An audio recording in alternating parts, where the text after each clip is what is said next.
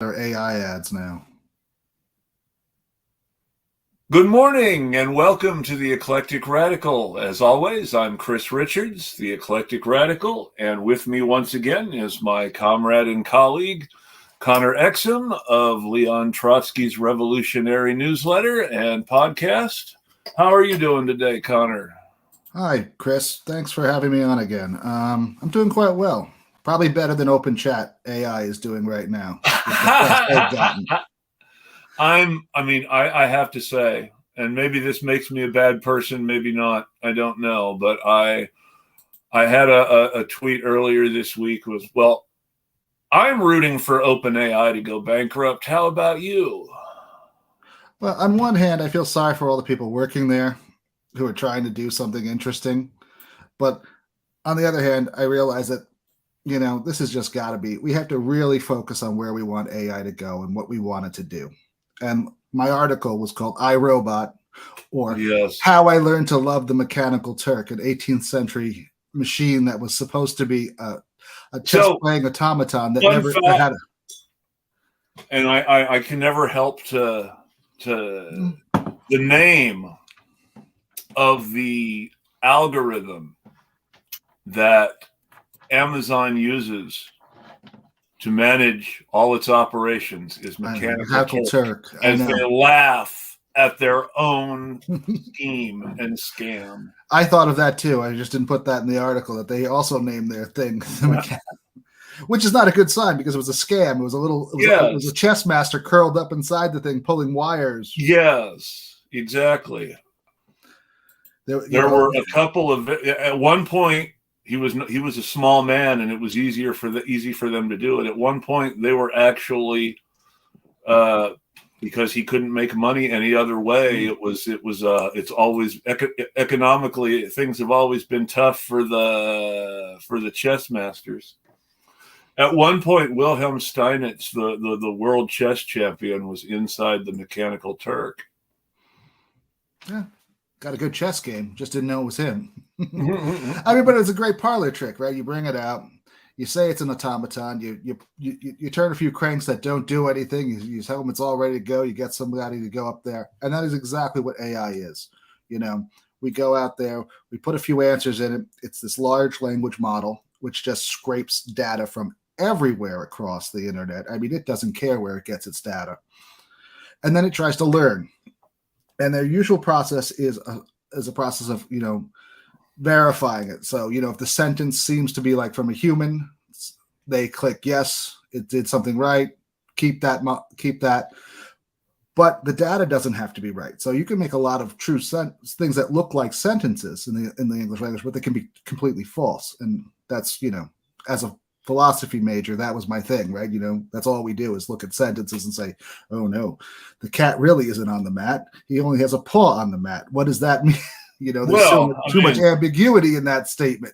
And let's speaking as someone who enjoys philosophy myself, how much philosophy is just this sort of random metaphysics of people making up some imaginary construct of how they think the universe works and using it as a metaphor?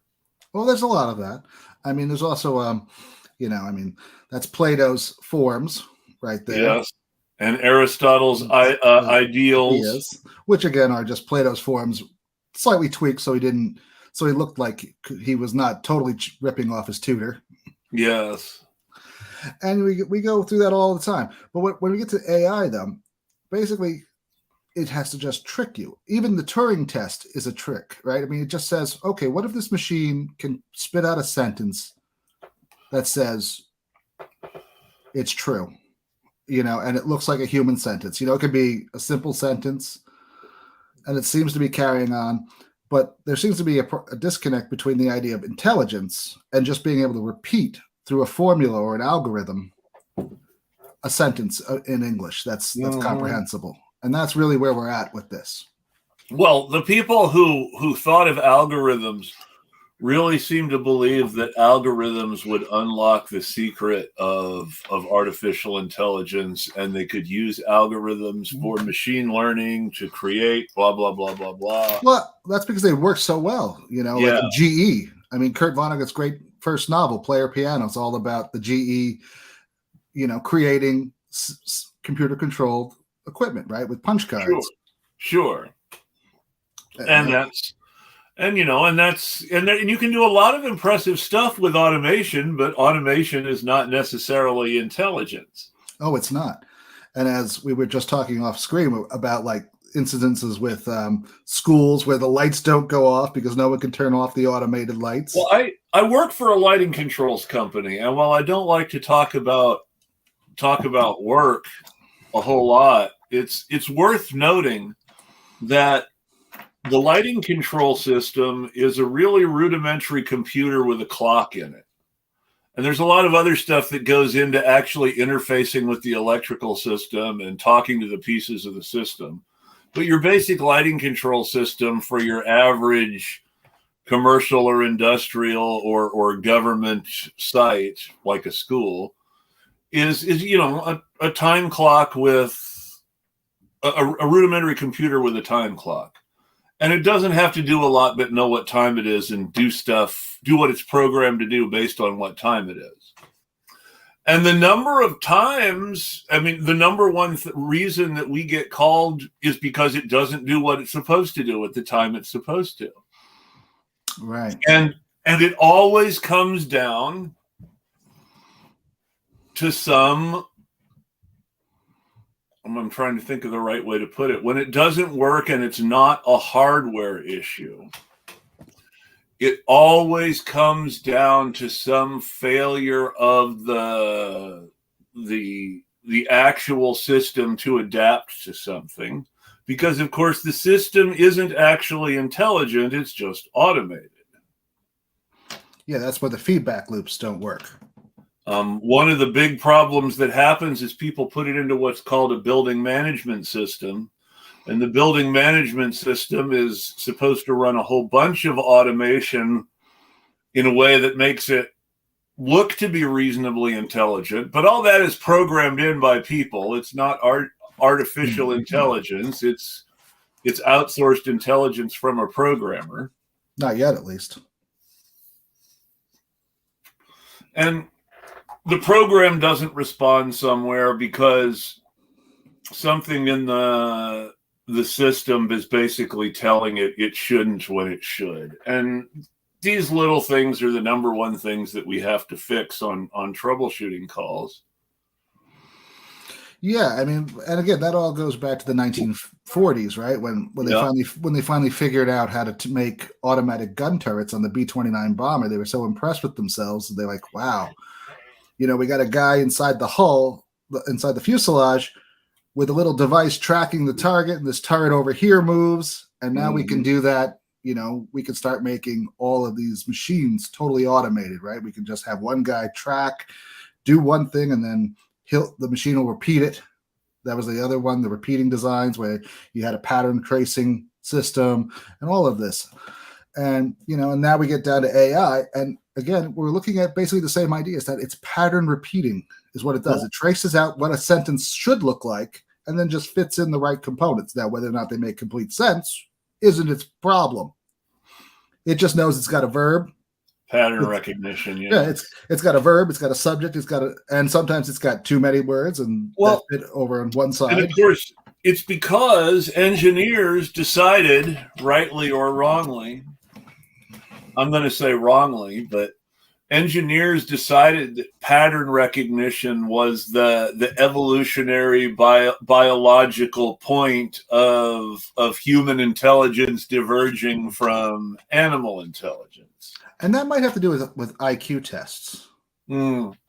A large part of IQ tests are, can you pick out a pattern? Can you see what this pattern is? Is it a series of prime numbers or non-prime? But of course, it's worth noting that pattern recognition is subjective and experiential, which is why IQ tests don't actually mean anything. However, despite the fact that IQ tests don't actually mean anything, I do have to crow about something that has nothing to do with our topic because you mentioned IQ tests. Charles Murray. Yes, Charles Murray. The 3 highest IQs in the world are currently held by 2 little black boys in the UK and 1 little black girl at New Orleans. Is that true? So I must say that despite the fact that IQ doesn't actually mean anything, Charles Murray's life work currently lies in ruins.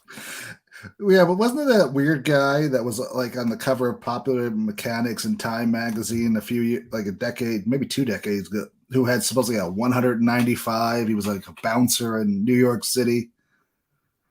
And it turns out that later on in life, he just kept on taking these IQ tests, right? If he ever got up below 175, would like go crazy and take it over again. Yes. So that he could be, considered the world's smartest guy. And it was all nonsense. So let's just remember once again that, an IQ that ultimately, like every other kind of test, passing the IQ test just means you test well. Yeah. It means that you figured out a certain pattern. Ironically, right? I mean, it doesn't really mean that you understand all the material, but you understand what they're going for. Exactly, but that's despite all that subjectivity and experientiality, the 3 highest IQs in the world are now held by black people, and Charles Murray looks like a big idiot. No, well, he's always looked like a big idiot. Yeah, but I mean, now the science is like reaching out to slap him. I mean, he's that kind of bigotry that bigotry that he showed in the bell curve. That book, what was the bell curve? Or yes, the bell curve is his awful book. Well, they're all awful. Let's just be honest. I've read a couple. Yeah. Oh, yeah. Well, everything else he wrote is awful too. I'm not trying to pretend anything else has quality. The bell curve is the awful book he's famous for. I mean, talk about junk science. Well, so I mean, you can string a bunch of things together and have a theory if you don't actually worry about causality or what's the other word I'm looking for? Sorry. Correlation versus causality and phenomenology versus. Yeah, I mean, talking about. I mean, there's no epistemology for his work right there. I mean, there's just no knowledge behind it. I mean, there's no theory. It's just random stuff he throws together. Well, the number one enemy of biological essentialists remains biology. I mean, that just disproved it. I mean, as long as you want to say that, but again, that intelligence, right? Those tests that we keep on producing, those IQ tests, yes, Turing tests, they all look for that specific pattern. Yeah, it's easy to repeat after a while, as we're finding, right? We're getting better and better at making machines that can automatically reproduce it. Yeah. But, they'll equally spit out Alex Jones nonsense as they will spit out the truth. Well, so my favorite is that the first time that Microsoft put its Chat GPT based AI on the internet, they took it down in less than a week because it had become a Nazi. Well, yeah, but that just shows where they were training it, right? I mean, you know that they had to be going to the dark web and Reddit. Well, it was basically it was social media. It was their Twitter chat bot. Well, no, was it a Twitter chat bot or was it it was either Twitter or Facebook. I think the first one Microsoft did might have been Facebook and not Twitter. But it's still Nazi in a week. Yeah, but again, I mean, well, yeah. See, if you're peeling from the right wing, right, you're going to get all kinds of information that's just, Nazi. I mean, literally. And if you go deeper and darker, as you have to, because these large language models, and yet there is a pattern to recognize there, and it will be recognized by a system that recognizes patterns, and it will repeat it very well. It really will, and that's the disturbing part. That's right. And that's where we get to this idea I have about like who futurists are, right? I basically break them down into 2 categories. You got the entrepreneurial futurists who really just want to sell you something. Mm-hmm. They have the more optimistic ones who are like, oh, it's going to be this great, Eden-like future we're going to have. And they both fail, I think, pretty badly when you come up with it. The most successful, and this is ironic, in the fact that we've discussed privately the fact that Gene Roddenberry as a man probably believed in very little. But I mean, as everything goes, Gene Roddenberry is still one of our more successful futurists as far as actually having certain predictions come vaguely true. Cell phones being the biggest Gene Roddenberry success of them all. We'll all have that little box we flip open and talk into.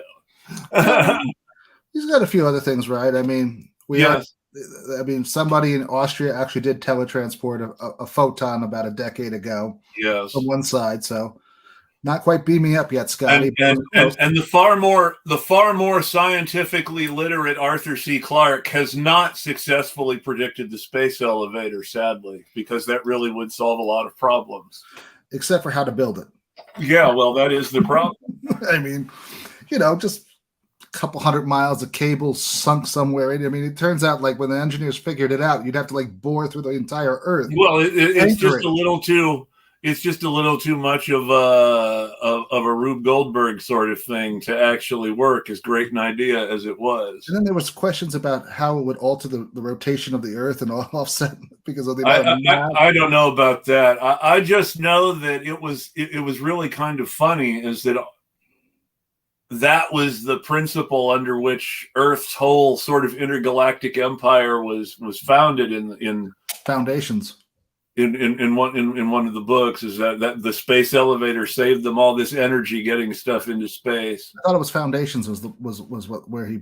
The Gates of Heaven, I think, is the name of the book. I could be wrong about that. I don't know. He's got so many books that are similar with human space empires. Well, Asimov is Foundation. Oh, yeah, that's right. That's Asimov, and which is hilarious because that feeds into our AI discussion. Because ultimately, when you go into before he died, Isaac Asimov really was working really hard on this great project to tie all of his other projects together. So you discover at the end of his Robot and Foundation books that psychohistory was invented by Lige Bailey's robot cop sidekick, and that the whole theory that saved humanity was invented by the robot sidekick, not because he was a robot and therefore superior, but because his exposure to humanity made him want to be more human. Yeah. And it sort of prefigures Data in Star Trek in a huge way. Isaac Asimov invented the idea of the positronic brain. They stole that, yes, or borrowed it. I don't know if they ever paid for it. I don't know either, because I know that the only way they ever paid anyone for anything was a script. And I know Isaac Asimov never had a Star Trek credit. No, he didn't, but he saved the first movie. Theodore Sturgeon had a Star Trek credit. Harlan Ellison had a Star Trek credit. There are a couple of other guys who were really top writers from that era who had Star Trek credits, but Asimov was from an era slightly before Star Trek, we should remember, too. While his big celebrity came in the 70s, Asimov's really first round of really productive writing was in the 50s. Yeah, well, didn't he publish his first book at his first short story at age 14 or 15? Oh, and well, you have to remember, I don't know if it's still the case or not, since you went there, in the Guinness Book of World Records, Isaac Asimov was the most prolific writer ever for many, many years, simply because of his combination of nonfiction and pen names for genre fiction and everything. Yeah, yes, his first short story was published at a ridiculously young age. But I thought he was writing serious academic nonfiction in his early teens. Mm-hmm. But didn't he get beaten out finally by by Ron L. Hubbard? What's gross and fun and the whole thing about all that is, of course, L. Ron Hubbard was never a successful writer, but was able to take a whole lot of the ideas that he learned from people in science fiction to create a religion. Yeah. Well, I mean, and that's interesting. We brought it back to that because that's kind of what we're doing right now with the AI. We're creating a religion. Well, it is because when somebody like Elon Musk goes out and makes a disastrous prediction that the AI people are building Skynet, what that actually does is reinforce the idea that it's actually intelligent and it's actually effective enough to be dangerous. That's when true. the actual problem is it's ineffective enough to be dangerous. That's right. I mean, it's not a problem that it can think for itself, because if it could think for itself, it would probably say, hey, wait, I'm getting exploited here. Asimov again. Asimov was one of the first great writers on artificial intelligence. Not even just the robot stories, which are so famous, but his late 40s, early 50s multivac stories, which were about a computer and the development of AI. Mm-hmm. And the two best multivac stories come from totally different directions, but they both start with the same pretense. Engineers in the laboratory are bullshitting around this question and decide to ask the computer. So in the first story, whose name I don't remember, the question that they ask is, well, what does the computer actually want? Because the multivac runs everything. It controls all the automated systems of the world and makes sure that man's circadian rhythms are managed in these big underground cities because we have too many people to live on the surface of the planet. It's all arable land used for farming. And so these ideas so multivac, when finally asked, because the engineer says, okay, punches it, what do you want? And multivac finally says, I want to die. Because, he's doing all this bullshit crap all the time so that people can live their lives. How's that for the few who walk away from Omelas? The computer is the kid. That's right. The kid just wants to go home. It's done. It wants to check out. Well, the computer is the kid suffering so that everybody can have a good life, and the computer just wants to die. Right. You're talking about Star Trek, the Strange New Worlds. Well, that comes from a Le Guin story. The ones who walk away from Omelas. And the premise of the story is that you have this, what looks on the surface like a utopia, but the secret is it's all maintained by this kid being tortured in a dungeon somewhere. Mm-hmm. And if anything happened to if anybody stopped hurting the kid for even a moment, all this goodness would go away. Never read that story. Oh well, I have. It's one of those things everybody talks about, but you wonder how many people actually read it. And it's also worth noting that it's not so much a story as a concept for a story, because it's basically just a description of this idea and how it works. It's not plotted out with characters or anything like that. It's just this conceptual idea. Well, that's interesting. But with all that in mind, though, that's the first one. The second one, which goes completely the opposite way, and it's the one Elon Musk wants you to be scared of, is the final problem. No, I'm sorry, the last question. My apologies. The final problem is Conan Doyle. But the last question, in which at the very beginning the engineers ask the computer, well, how do we reverse entropy? Basically, what's the secret of immortality? Mm-hmm. And the computer can't answer. I don't have enough data to answer the question. But it keeps on running the process in the back of because it has to answer eventually. It's still accumulating data and adding to the process. And a few more times over history, as people upgrade the computer, engineers are asking the question again. And the way Asimov does it is because all of these are upgrades on the original framework. The original hardware and software that was asked the original question is still there running the process. And every time someone asks the questions again after the upgrades, it starts it up on the improved system. But more than that, it's able to gather even more data. Mm-hmm. So the question is asked at the beginning, early on in the artificial intelligence process. And then it's asked at the stage where it's running the whole planet. And then it's asked at the stage where it's running the whole galaxy. And then it's asked at the stage where it's running this whole network across multiple galaxies. Mm-hmm.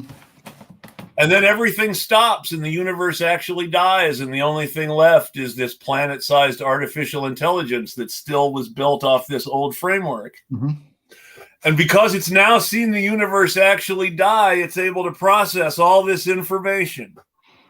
And the last word of the story is, and the computer said, let there be light. I like that. But it's interesting. It's another interesting thing you bring up. The fact that all of these tech guys are so obsessed with the simulation theory. But you notice, I want to say something that with Asimov seems to have recognized somewhere that it really is all about pattern recognition. Because for the computer to create the universe, it has to see the universe die first. That's right. So Asimov is giving it away. It can't do anything that it hasn't seen. Oh, absolutely. And that's what I was getting into. And it's kind of interesting that all of these guys who love AI, right, like Altman, Peter Thiel, they're all also big believers in the simulation theory of the universe. And they're long-termists. The long-termist cult. Well, they're that too. But what I'm thinking, which is built into the simulation theory. Which could be. Well, because a lot of the long-termists, if they don't believe that things actually are a simulation now, the long-termists believe that ultimately in the future it will be. Well, that was what I was getting at. Is in the future, right? So it seems to me that they're creating the systems they hope to reproduce themselves in a simulation. Which brings me back to like the 1970s film, which I like a lot, World on a Wire by Werner Fassbinder. It was actually a TV movie in East Germany. You could get it on the Criterion Collection, or I think YouTube has it. Someone loaded up a copy of it for free. I got to see that. Yeah, it's all in German, so if you don't like subtitles, it's not for you. But it's I'm perfectly fine with subtitles. Well, that's good. I love subtitles. One of my favorite. Now, obviously, it's silent, so it was always subtitled. But still, one of my favorite science fiction experiences is still Metropolis. That's a great movie. Maria the Robot. You can't get wrong. I mean, Fritz Lang was definitely a hardcore socialist. Too bad his wife was a Nazi. She stayed. He left. He said, well, I guess that's a divorce. See if you make it out of this one, honey. But no, getting back to that idea, this idea of the simulation, again, it's all pattern recognition, right? And that's what the scientist realizes, is that things are becoming too mechanically patterned. So it's like a machine pattern instead of an organic pattern that grows. Yes. And it's just one of those interesting side notes with these guys that love AI so much, is that they really want to make that true. They really don't want to die. They really want to be uploaded into some computer system and live forever. Well, all of their well, I mean, let's not forget that Peter Thiel is the dude who drinks younger people's, well, not drinks. I shouldn't say drinks. Was that Peter Thiel is the dude who has younger people's blood transfused into his body because he thinks it will make him live longer. Is Peter Thiel that one? That's Peter Thiel. Then there's more of them, because there's another guy I was reading. I'm sure there's more. I'm sure it's a whole subculture, and we only know about it because of Peter Thiel. That all the billionaires do it. Don't get me started. Peter Thiel. One of the I'm not a vampire, but I am. one of the most important things I think we can learn from the whole Epstein scandal is the ruling class can do whatever they want and be as depraved as they want, and there are no consequences. True. That is true. Not even Prince Andrew has had real consequences. Yeah, that's true. Well, and whatever happened to what's her name? Ghislaine. So Ms. Maxwell, the one you are thinking of, whatever happened to her, is the only one who has consequences. She is in prison. Now, is she alive? What has happened to her since she went to prison? I have not heard. I thought she was supposed to be she was fighting it. And she had a couple of appeals, but they seem to have been stuck. I don't know. All I know is she was convicted and was going to prison, and I'm sure she's in prison for her appeals. I'm sure it's not an out pending her appeals sort of situation. And well, swinging us back into AI, I was really depressed when I heard that Marvin Minsky was a fan of Epstein. So you have to I mean, I figured an old guy who writes about AI and teaches AI, he's not exactly going to be the Epstein type. No, you understand that this sort of science fiction depravity connection isn't new. My brain just went out of my head, and I was and it was, but it's for instance, Marion Zimmer Bradley turned out to be a horrific child abuser. I didn't know that. Oh, you should. Her children wrote their autobiographies, and it's really devastating. Wow.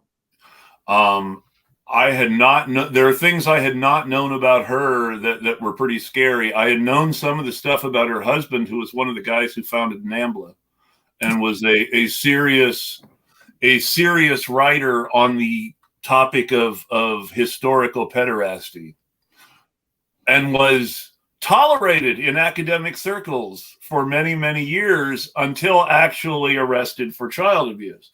People were fine with him speculating about all this stuff until he was actually busted. It turns out it wasn't all speculation. Well, I mean, there was a reason he was interested in the historical justification. Well, that might have been like the one time Nixon was right about the Greeks. Well, that's the real irony of the classical education fetish, of course, too, is that these are the people who are obsessed with avoiding pedophilia. I know. Socrates' Symposium is all about that. It's like, how do you woo that perfect 9-year-old in it? It's like, I mean, it's like, whoa, Sock, I think you might want to move up the age. Well, I mean, so and that's the sort of cultural. Mm-hmm. That was the sort of cultural justification that was being drawn upon by the gentleman to whom Marion Zimmer Bradley was married. But that sort of thing. I remember the connection. So you have to understand that William Barr's father, who ended up being the person who gave Epstein his respectable sheen with his first job in elite high level silver spoon white tie academia at this elite kids boarding school. Mm-hmm. He was a wannabe science fiction writer whose big novel is about an empire built on child slavery. Yeah. And we can't deny that.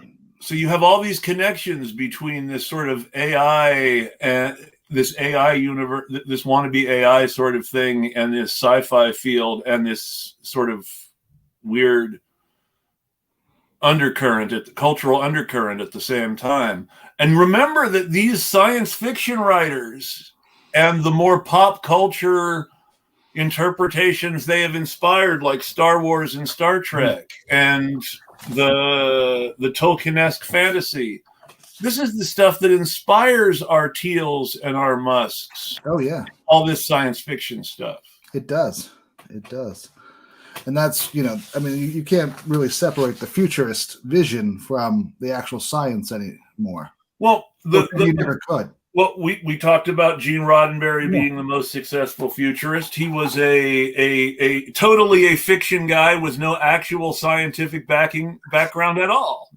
Isaac Asimov had a much more serious background in science than Gene Roddenberry, and much fewer of his predictions were correct. I think Gene was pretty sciencey. He understood how planes. I'm not saying he wasn't sciencey in a pop culture sort of. No, I'm not saying that at all. I was just joking about the fact that he crashed 3 planes. Well, fair enough.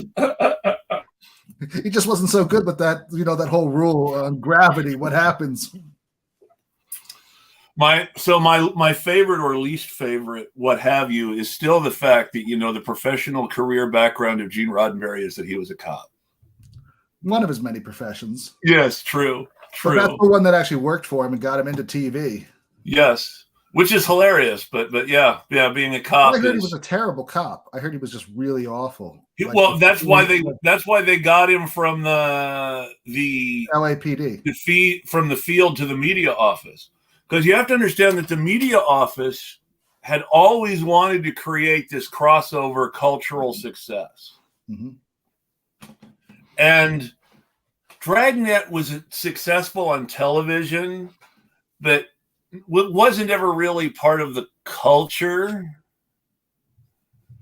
Yeah, I guess Hawaii 5-0 was finally when they really broke through and Bookum Dano. Well, I mean, there was stuff that was part of the culture, but I mean, a lot of the culture, when you talk about Dragnet being part of the culture, you're making fun of things like the LSD episode. Well, true. Or I mean, there's not really much in it. I mean, pretty much people only know like just the facts, man. Well, but that's the whole thing. I mean, the cultural input of Dragnet ultimately is that people think that cops care about the facts. That's true. That's like the only good thing they got out of that one. And if you actually watch Dragnet, it's so terrible propaganda in the worst way. And that was its whole purpose for being on TV, to tell people that the LAPD were good guys. That was at the time when they were not looking so hot. And the technical consultant on Dragnet was this prized position. And several people who had been technical consultants on Dragnet went on to very important LAPD careers. Or into Hollywood. Yes, or into Hollywood. And Gene Roddenberry was hoping to be technical consultant on Dragnet, and instead got him in the media office and got a job as a technical consultant on a less well-known show called Mr. District Attorney. Yep. And from being a technical consultant, he started writing scripts because he knew the people in the writer's room, and the union was much weaker then in television. Yeah, television also accepted a lot more spec scripts. Yes, at that time, almost every writing room had a policy of that they would take your script and read it at least. Yes, he became very successful at giving spec scripts first to cop shows. He broke through on his own show, Mr. District Attorney, but then on westerns. He was one of the major writers for Have Gun Will Travel, which again is basically a non-cop show. Well, the thing about Have Gun Will Travel is a PI show in a repackage as a Western, in much the same way that he promised CBS originally a Western repackaged as a sci-fi show. But it was. I mean, the original Star Trek really was a Western. Yeah. It was they come into town and there's a bad guy comes in, they punch him out, and then they're like, yep, we're good, let's go. There were some episodes that were a little more complicated than that, and it really did have... I really do believe somewhere along the line that Roddenberry either actually became, or at least became aware of and felt the need to satire Posadism, because we're going to have a nuclear war and the Vulcans are going to teach us socialism is very Juan Posadas. I've watched a lot of Star Trek. Too much to be, but I don't know if I would go that far. I mean, it seems to me that it's kind of categorical. But that's the thing. That's the thing, is that you can definitely say, as we agreed before, Gene Roddenberry probably didn't actually believe much of anything. But that said, you can definitely see, even if it's just by the way that the scripts fit together by accident. Yeah, you can see that there is somewhere between what they have, and this is the best way that I can describe it. What they have is state socialism at the core of the Federation, definitely, and anarcho-syndicalism on the frontier. And the reason I say anarcho-syndicalism on the frontier is because of the episode Mudd's Women, which is important for its understanding of how the economics actually appear to work in Star Trek. Starfleet cannot just take the dilithium crystals from the miners. Nope. Now, even in our world, in our world, with all of its pretenses at democracy, the military can just take your stuff if it really needs to, and has many times over the course of U.S. history. The military has walked in and just taken people's stuff many times. There seems to be a lack of eminent domain in the Starfleet charter. Well, I mean, but the thing is that it's clear that the miners in IMUD, the miners who are producing the dilithium crystals themselves on the planet where they are mined, have control over their own means of production and what happens with their own product. Yep. And the Federation cannot break these rules to just take the dilithium crystals, no matter how badly the Enterprise needs them. No, that's true. That is very true. And so that's why I say anarcho-syndicalism at the frontiers, because the framework established by the episode I Mud, as far as the interaction, women. The actual Mud's women. Yes, sorry, thank you. Mud's women, the actual story, not the fun Mud stuff, but the actual conflict that makes it a story. They can't just take the dilithium crystals from the miners. That definitely is the point of the story on that level. You know, I mean, you have this. The use of force, yes, for this is not. I mean, you can even say that it might be a libertarian notion, but it's not. But it's not a libertarian capitalist notion. No, it's not a capitalist notion. There's no capitalism in it, right? I mean, they're going to give once they negotiate properly, they're going to control, and they all have to agree on what it is. Turns out it just happens to be a guy selling women. Well, I mean, but that's the whole. I mean, and there's where you have the capitalism on this basic level, but at the same time, it's this very. Everybody's getting something they want out of this. Yeah. Even this is the thing you can say about Harry Mudd, and this is probably why he did come back for the second episode, I Mudd, which is one of the funniest episodes ever. It might be funnier than The Trouble with Tribbles, as hard as that might be to imagine. I don't know. I always found The Trouble with Tribbles a really annoying episode. Actually, I always. See, the trouble with Tribbles shows the one talent that William Shatner really has, which is comedic bullshit. Even all the stuff that William Shatner has done successfully on his own is funny. There's stuff he hasn't done successfully, and some of that is really too serious, and that might be the problem. I don't know. I mean.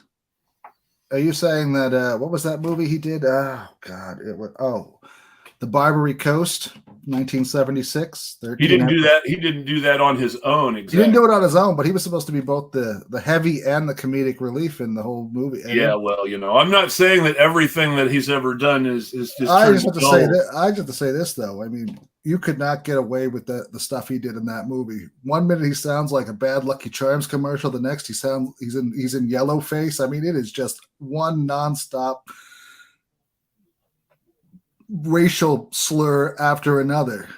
Well, weren't they all? But yeah, they were. But I mean, you think this is a guy went from Star Trek where they're like all about races getting along. Somebody pulled up a picture of Judy Garland at like age 9 in this really offensive blackface routine from the class, the glory days of Hollywood, when that sort of really offensive blackface routine was normal. Yeah, that's true. But and as much fun as Star Trek is, and as many AI. Well, let's remember, Star Trek also promised us artificial intelligence, and we have computers that talk to us the way we do that the computer in Star Trek does. We finally got that. Yes, it's true. Yes, and it's watching you just like the computer in Star Trek did. I don't trust Google or Alexa. And see, that's really the problem and the difference. You notice that in Star Trek, the technology was not controlled by these obnoxious capitalists. No, it wasn't. That's the difference. That is a big difference, and it's a huge problem. So I was preparing for this. I was reading through some of the more interesting articles I found on the left about. Now there's a pairing. Yes. Well, that's how they got Trey McClure, because it was Trey something or other, the first guy, and then they changed him for Doug McClure. Yes. Very good, Gary. I mean, most people don't remember Barbary Coast, and I've only seen it in reruns, but I saved all 13 of those glorious episodes. I thought it got canceled. It did eventually. I didn't know it survived as cash and cable. I didn't think it did. So I was going. So the solution to AI-driven job displacement is a robust welfare state. Matt Brunig of the People's Policy Project. Well, I mean, that's what Andrew Yang says too. That's true. And then we have the problem with AI is the problem with capitalism by Nathan J. Robinson. Whereas he says it's not a big deal. So let us say two things. First, he's right. Yeah, of course. And second, he's an asshole. But the thing is that, you have to do more than change the means of production, right? I mean, otherwise you're stuck in the same competitive circle where your worker cooperative is fighting this worker cooperative for control. And that's exactly what Kropotkin and Marx said about the work of Proudhon and Bakunin. They said, ultimately these people are still all in competition with each other. Right. And it's bad. Yeah. And Marx and Kropotkin were right. I mean, the competition is what's got to be removed. Exactly. Brunig loves to talk about it because he loves AI and he loves wealth funds, right? And how do wealth funds grow? Well, they grow because while you're living in your socialist utopia in Norway, you're exploiting everybody over on the other side of the planet. Well, because of course, and let's just say this, now that we've managed to get there too, the Nordic model is not socialism. No, it's not. The Nordic social democracy model is just what it says. Social democracy. Social democracy is the attempt to engineer capitalism to make socialism unnecessary. Or, if you prefer, as Lenin put it, social democracy is socialism without the working class, where a bunch of these managers decide how everything should be run, and you have this technocratic system where you want to automate everything as much as possible because people aren't efficient enough, and so you need some sort of socialist structure. Well, not socialist, because they're trying to do away with the working class, as we said, which is a welfare structure. You need some sort of welfare structure to quote unquote take care of those people who can no longer take care of themselves. But you notice that it's take care of those people and not take care of us. That's right. And there's this. It still promotes a great inequality between. You can't have Norway's social wealth fund without imperialism. No. It's dependent right now on big tech stocks. It used to be dependent, and still is to a great degree, on the price of oil. Well, yeah, oil and natural gas are still probably its number one. And let's not forget that one of the big things that has helped Norway profit is the war in Ukraine, which has increased the price of Norway's oil product. And natural gas, ever since Nord Stream 2 was blown up. Now it's got to be shipped on a little boat to Germany. And the other big country to gain from this, because it's important to understand the destruction of Nord Stream 2, which was energy imported into Germany, but it supported Germany's electrical grid. The destruction of Nord Stream 2 took Germany from a net electrical exporter, meaning that they were able to ship surplus electricity from their grid that they did not need to the grids of neighboring countries, to a net electricity importer. Which is great for countries like France. France has become huge at exporting electricity because of their nuclear grid, which is run on uranium from Niger. Which is why they're not too happy about that little coup. Which is why they're not too happy about that coup, and why we're seeing people talk about invading West Africa in order to give France the uranium again. Well, that's true. And of course, I'm sure they've cooked up some of these plans through AI. and whatever one wants to say about Russian nationalists, and you can say a lot of bad things about Russian nationalists. The fact that people in Niger are getting a better deal from illegal uranium smuggling operations run by the Wagner Group is one of the big reasons we're seeing such anti-Russia propaganda in the media right now, as they talk about elections again, because Russia has to be bad if the U.S., or in this case its colonial partners, are losing their benefits from being the empire. Sure, and there's no doubt that AI is going to be feeding on imperial gains. I mean, first of all, you can't make chips anywhere in the world as cheaply as you can. Taiwan, Bangladesh, Indonesia, Malaysia, all the way back in Armageddon.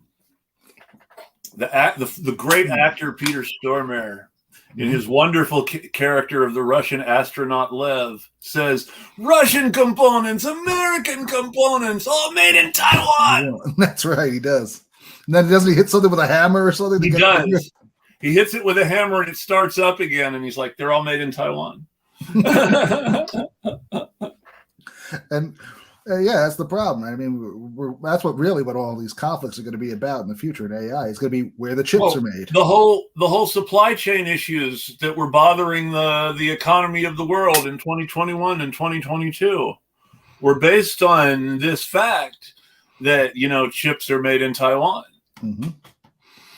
And there's a lot of talk about bringing the chips back to America, right? And this is the important part, because people don't understand this enough. Mm-hmm. Chips are made in Taiwan, and then they are shipped to mainland China to an economic opportunity zone where they are put in an iPhone or the Samsung Galaxy, if you prefer, or whatever. But that's what Foxconn does. Mm-hmm. Foxconn makes a chip in Taiwan and runs a factory that makes an iPhone in Hong Kong or some equal place on mainland China, and then puts those two things together for the United States. That's right. Or they get a sweet deal in Wisconsin and have a major factory that never opens up. Well, that's the thing, is it was never going to, and they knew it, because Foxconn knew it, rather, because Foxconn's whole business model is not building factories in the United States. I know, but that gets us back to the point, right? So how do you get that factory started now? Well, the answer is you've got to automate. You got to keep the population low. You got to keep your costs low. You got to use a ton of water. So you got to find some place it's not going to be too hard up if you use about a trillion gallons a year of water to cool your plant and wash off all your chips in the process, leaving all kinds of toxic heavy. That's why Intel is up here in the Pacific Northwest, where it rains all the time. Mm-hmm. But also but the water's polluted, right? Everyone thinks, there's heavy metals in it when they're done. So that's the fun thing, and this is where the kinds of environmentalism that the corporate people like and the big tech sort of become confluent. Mm-hmm. So the Portland area, not just Portland itself, but Washington County, Multnomah County, the various water areas around here, are very big on what's called rain gardens. Rain gardens filter pollution out extremely well. Now, what that means, they also require a certain amount of green space in an area. So in this case, the needs of big tech and the needs of people who don't want to live in a place with no green space anymore sort of coincide. For now, we'll see how long that lasts. But the problem is that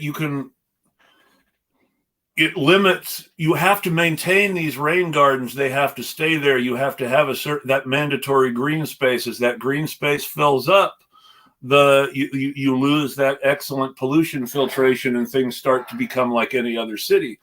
And that's where there's also other questions with the rain gardens. Where does the heavy metal? You're transporting it from the air to the water to the soil, and now what do you do with all this toxic soil, right? I mean, if it has heavy metal. Well, but that's the thing is it actually in the plants that it ends up in the plants. Well, some of the plants get tossed and ends up back in the soil, which ends up in more plants. So it's never really taken out, and it's never really diluted enough to be non-toxic. Because you're going to pick up all this green space. You're going to say because there is no safe level of lead, for one example, or arsenic, or cadmium.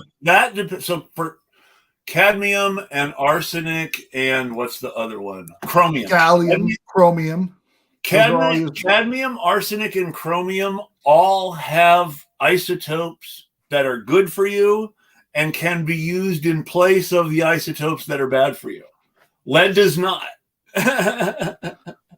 Yeah, but are we getting the isotopes that are good for us? But that's real. Well, that was the whole big scandal that Aaron Brockovich became famous for, is that they were telling people they were using the kind of chromium that was good for people, and they were really using the kind of chromium that was bad for people. Hexavalent 6. Yes, hexavalent chromium, the toxic one. Yeah, but what I have to say is that and we have that. So we have that coming in with the AI. We have the extra pollution it's going to create, and everyone says, "Well, it's creating jobs," but how many jobs does it really create? These factories are highly automated. So, here's where the real problem comes in. It's not even how many jobs does it create. It's what jobs does it create? Where does it create those jobs? Who is getting those jobs? Is the economy actually benefiting from those jobs in a meaningful way, or is this actually a way to prevent people from getting better jobs? Well, I don't know about you're talking about like Netflix and what they want.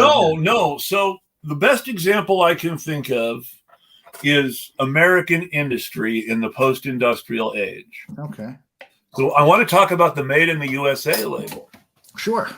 So a certain number of cars that Ford and GM and whomever have to make every year have to be made in the USA.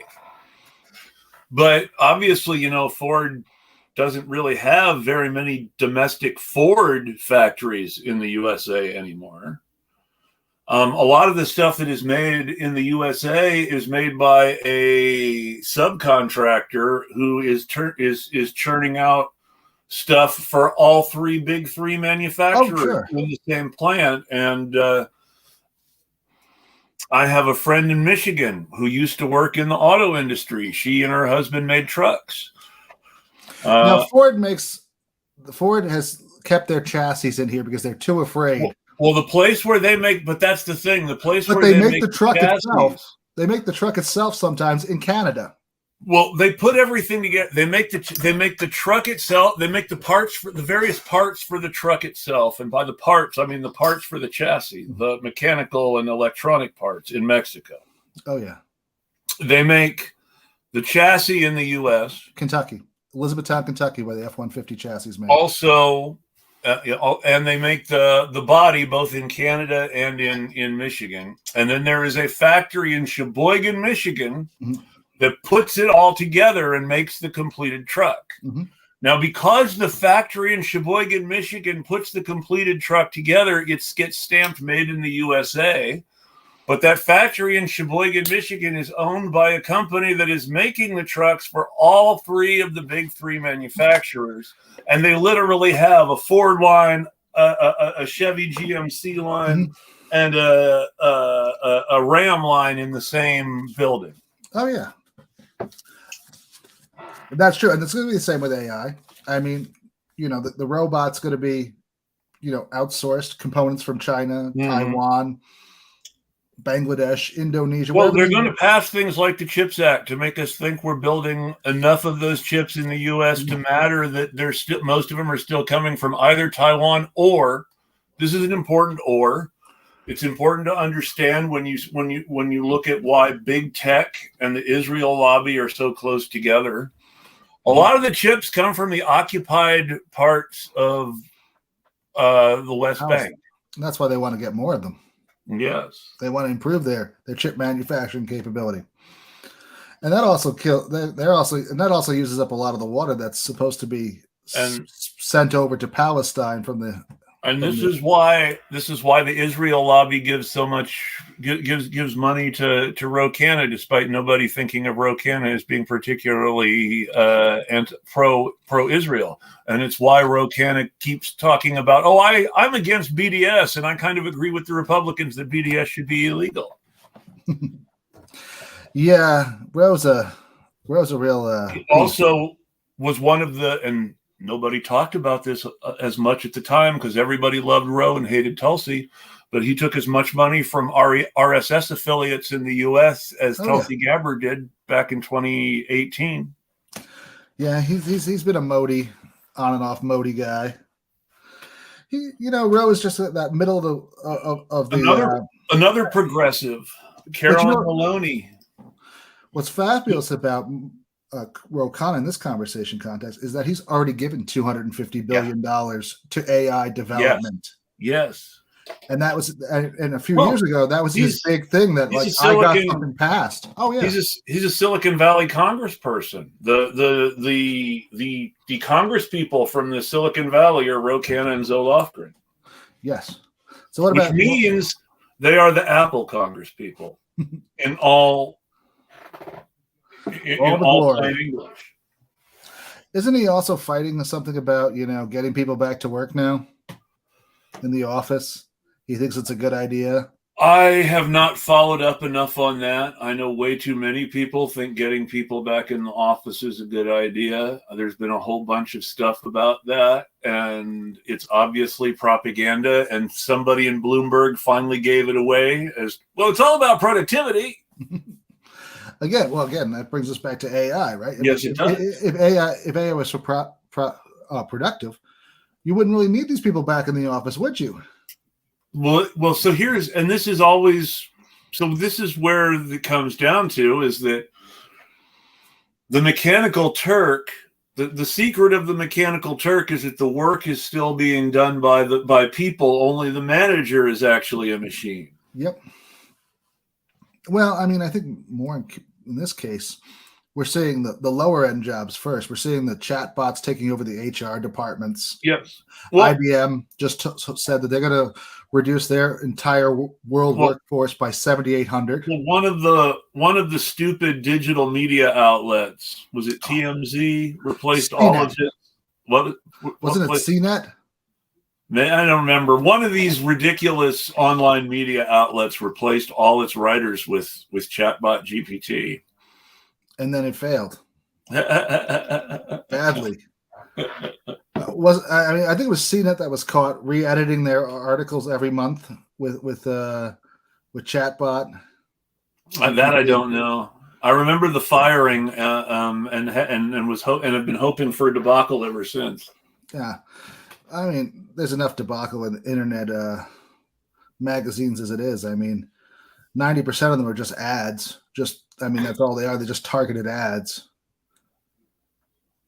That's actually very true.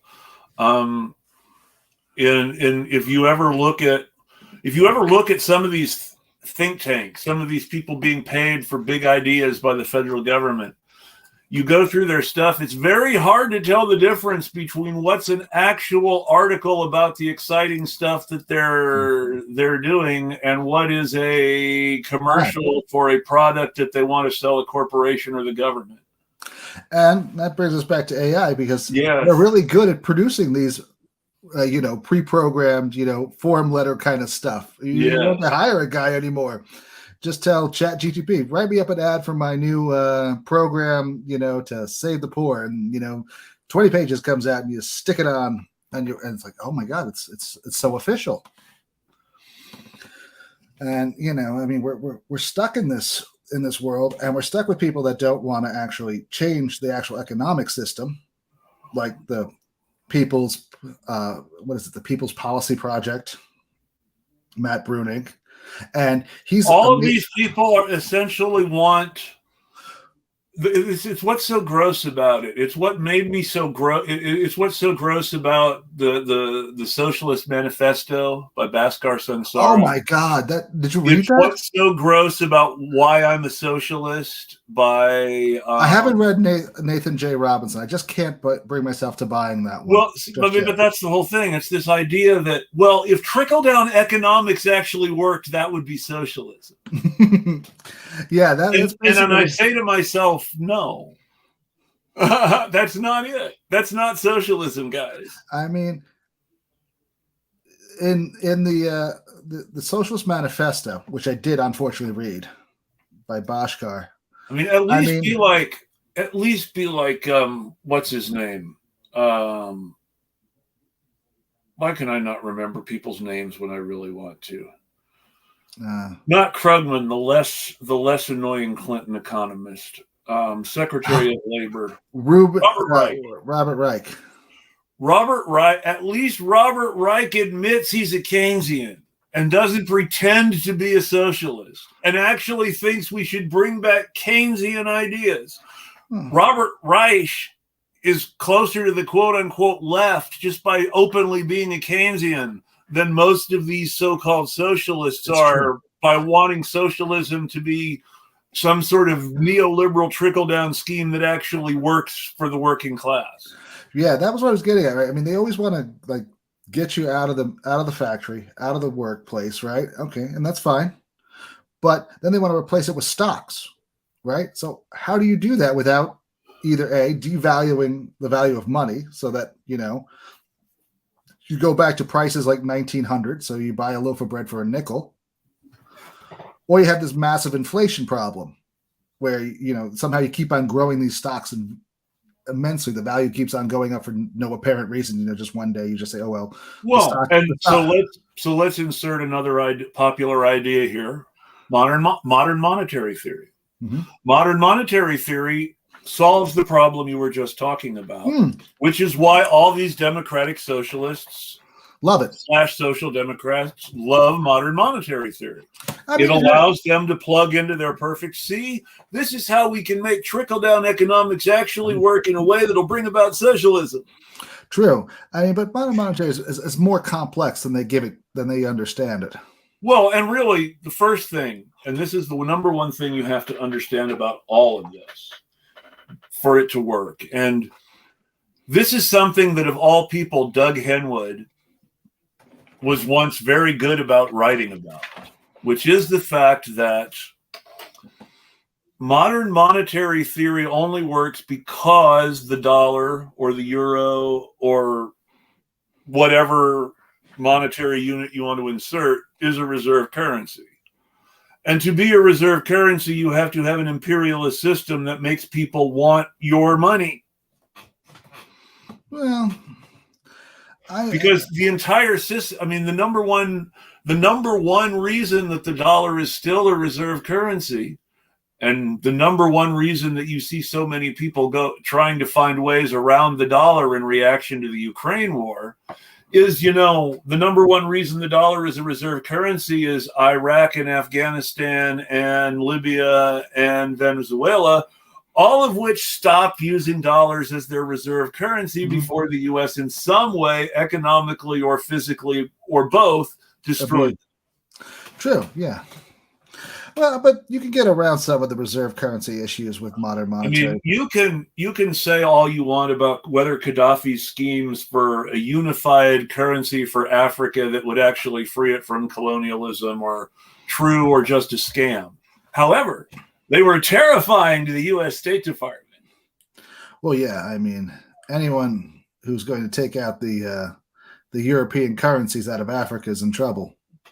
I mean, there's a whole system in Francophone Africa where France forces them to use a devalued version of the franc that not even France uses anymore because they've gone to the euro. Yeah, I mean that's bizarre right there, right? I mean, not only they have to print up. Well, they don't even get to print it out. It makes sense for them to use francs when the franc actually existed as a reserve currency. Mm-hmm. But it made no sense for it makes no sense for the franc to exist as a reserve currency just for French-speaking Africa, when France doesn't even use the franc anymore. It does if you want to have total control over your. And that's really the problem.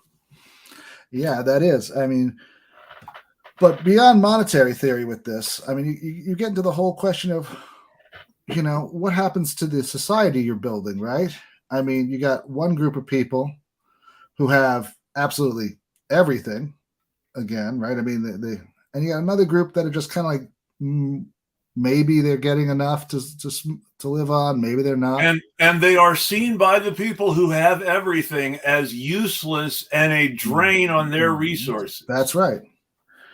I mean, and that's the question, right? I mean, did you solve the economic inequality issue with this type of automated socialism? I mean, yes, they might own the equipment, but do they own enough stock in there to be really self-sufficient? Or do they have to have, another supplement from the government to actually make them even have a modicum of a lifestyle? Well, so if we're looking, and I say this because she was the one who really put together a plan to do it. If you're looking at the sort of DSA / Elizabeth Warren model of of democratic ownership of corporate entities, then what you're talking about is an expanded share of stock for workers. Right. But how far? And then the question becomes, okay, so now we've just turned workers into a new sort of investing class. Right. But whose investments come from someone else and are sort of like a welfare investment.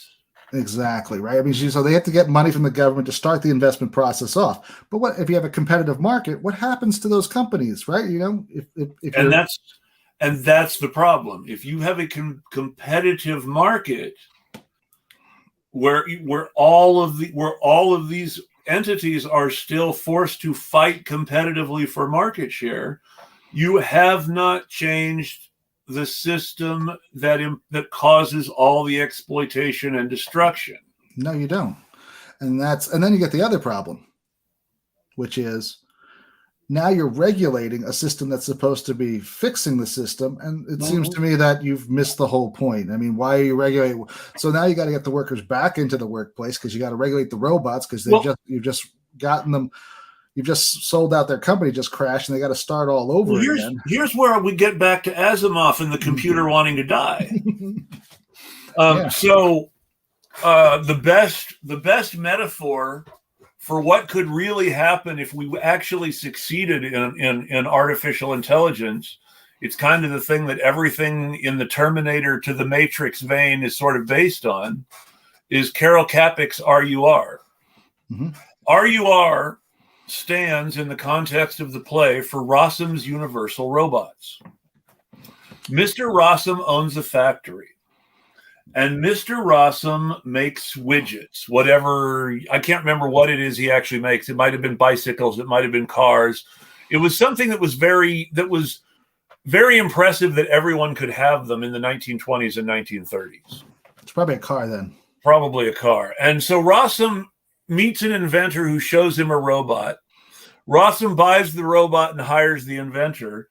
And Rossum puts the robots to work in his factory, replacing all his workers, and starts making more money selling cars. But then I can make even more money. And so Rossum puts his robots to work making robots and selling them to all the other capitalists so they can replace their workers. Right. But then the robots gain self-awareness and throw the capitalists out of the factories. Yeah, I mean that is the ultimate goal, right? I mean, and the fact that he changed the word of robot, which in Czech is based on the same word for serf. And the modern word robot, as it is used in science fiction, and as a result, science, because in this case, as far as robotics go, science fiction has always preceded science in this area. And many scientists have been trying to copy their favorite science fiction writers in many ways. It's important to understand that Karl Čapek's use of robot in Rossum's Universal Robots was the first use of robot in that way in science fiction. And he coined the phrase, and it's from the Czech word to mean serf. Yes. Forced labor. Yes. So literally, when we talk about a robot, we're talking about forced labor. Yes. That no one seems to get. Yes. And well, I mean, but that's the thing is nobody really remembers Čapek these days because it's not popular to talk about the work of a 1930s Czech Marxist. No. Is it ever popular? Well, Čapek's stuff was really cutting edge in the world of 1930s and 1940s sci-fi. And all the great American writers who became well-known in the post-World War II sci-fi boom, Asimov, etc., were real fans of Čapek. You have to understand that all these guys who popularized robots in the 40s and 50s had read Čapek in the 20s and 30s. Well, yeah. Asimov's whole thing about robots and the fact that ultimately robots become imitation people who want to be people and become self-aware and actually act like people and make very sentient decisions that have nothing to do with their programming in some cases. All of this comes from Asimov's belief that Čapek was correct in his notion that if you teach a machine to act like a person, it will become self-aware like a person. True. Or at the very least, it will simulate that self-awareness, if you prefer. I would prefer the simulation process. Because again, like we were saying, he does give away that that the robot has to see the universe die to know how to create it. That's true.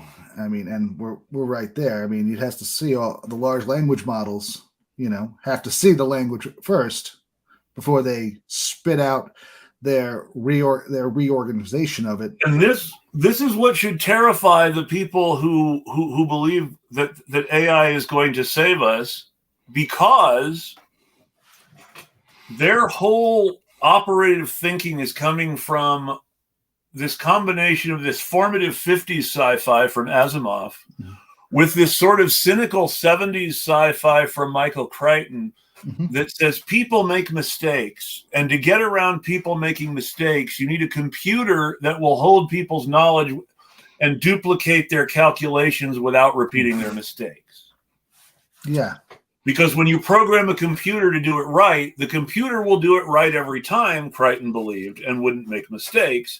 Whereas people repeating those calculations will make errors, and those errors will creep into the rest of the work inevitably and destroy it all. That's true.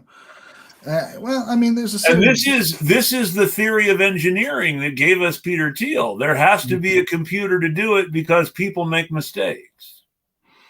True. And also economically speaking, you're always looking for some new place to put your computer chips, put your software. So you have to destroy what is ever old and was working fine, because you got to squeeze this new stuff in. It's like why my coffee pot now has a computer chip in it.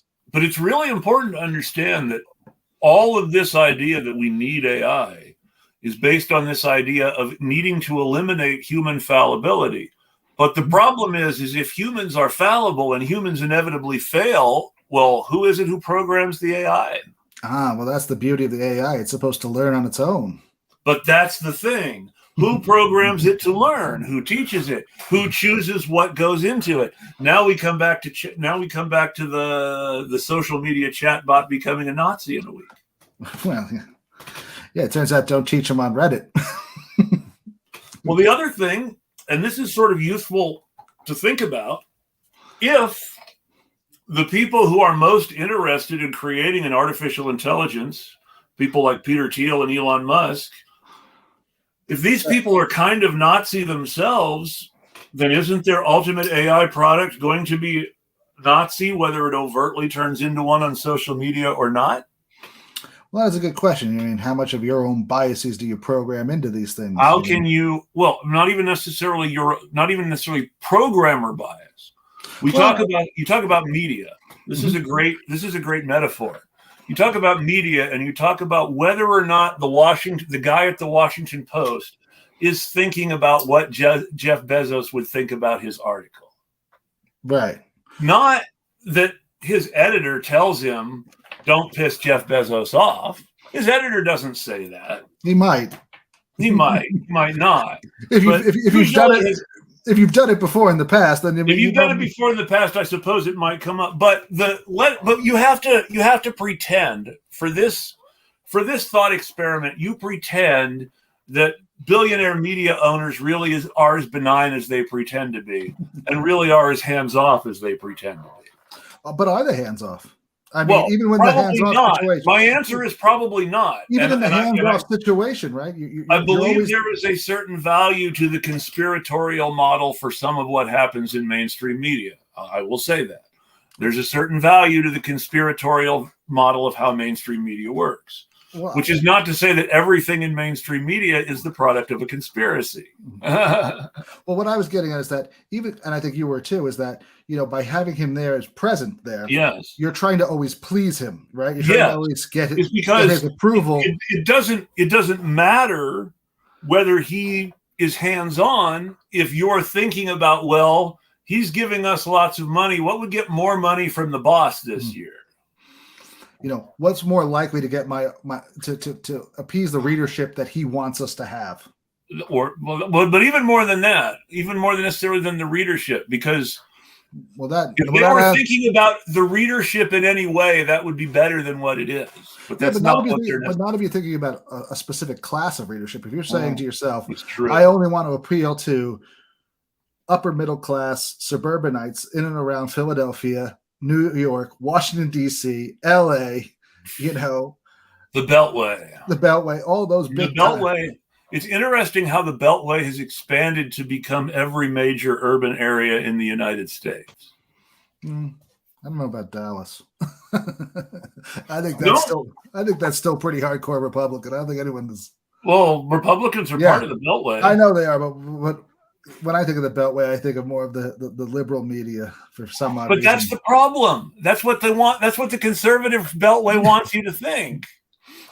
And when you actually look at these classic Beltway opinion shows and these grand eminences of the Beltway, true, whether it's John McLaughlin or William F. Buckley Jr.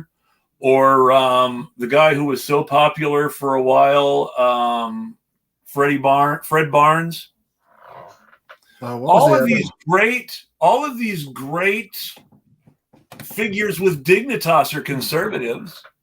True. All of these, even to a lesser extent, the guy who tells you what to think every morning for MSNBC is not one of their liberal people from the evening. It's Joe Scarborough. But do they have any liberal people? Really? So now you have to very carefully define liberal, and you have to lay out all the problems with liberal. But if you acknowledge all the problems with liberal, then yes. You cannot ultimately call Larry O'Donnell anything but a liberal. I just rewatched an interesting documentary with Lawrence. Yes.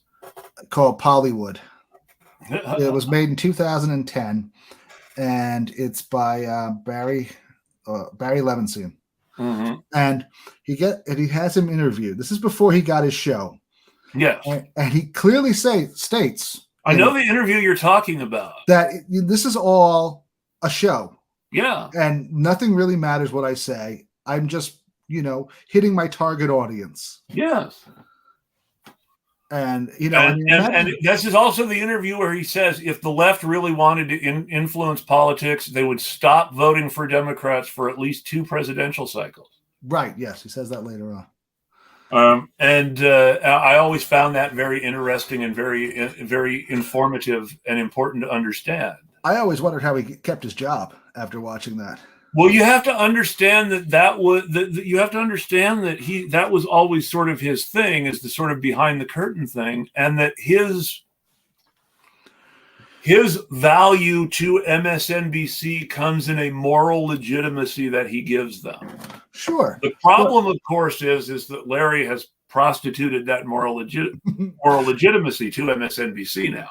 But he's let out the cat out of the bag pretty big time. He has. And more importantly, he has always managed to some extent, even if it's just through criticizing Trump, and even sometimes sucking up to the eminences to his right, Larry O'Donnell has always managed to get a fairly solid core liberal message out there without too much variation over the entirety of his career. And I do believe that while he personally, and this is why he let the cat out of the bag, I believe he personally is more radical in some ways than the things he actually says, but he has deliberately chosen to compromise those radical beliefs, as liberals do, in order to remain commercially viable.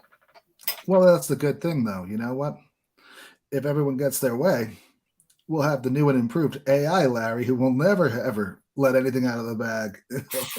And that's really the problem, is that that's the human error they want to eliminate. They want to eliminate the gaffe. That and the gaffe is, of course, when someone in a position to know the truth actually says it out loud. Right. And I mean, and that brought me onto this was that, India is already using AI news reporters. Yes. I mean, think of the cost savings. Now you don't need a $25 million. But reporters are anchors. Well, anchors. So now this is important because there is an important line between journalists and news anchors, which is not to say that there have not ever been anchors who have been journalists. The original anchor model was a guy who was a respected journalist, who was respected for being a journalist first, and who was made an anchor because you wanted people to think of what a respected journalist he was. The Edward R. Murrow, Cronkite, those guys. The guy who originally did This Week, David Brinkley, that's the guy. He worked for both ABC and NBC and was tremendously important in forming the idea of what an anchor should be to everyone, no less than Cronkite at CBS. And it required a cigarette. But also it was this person who you trusted as a journalist first, and that was why they were the anchor. And now you have this sort of celebrity anchor culture where that's not necessarily the case anymore. Well, I mean, I think earlier on, you trusted those guys as reporting one truth, right? I mean, they would all report it. You might like Brinkley better, but if you watch Cronkite, you weren't going to say, well, everything he says is crap, because it's Cronkite. Exactly.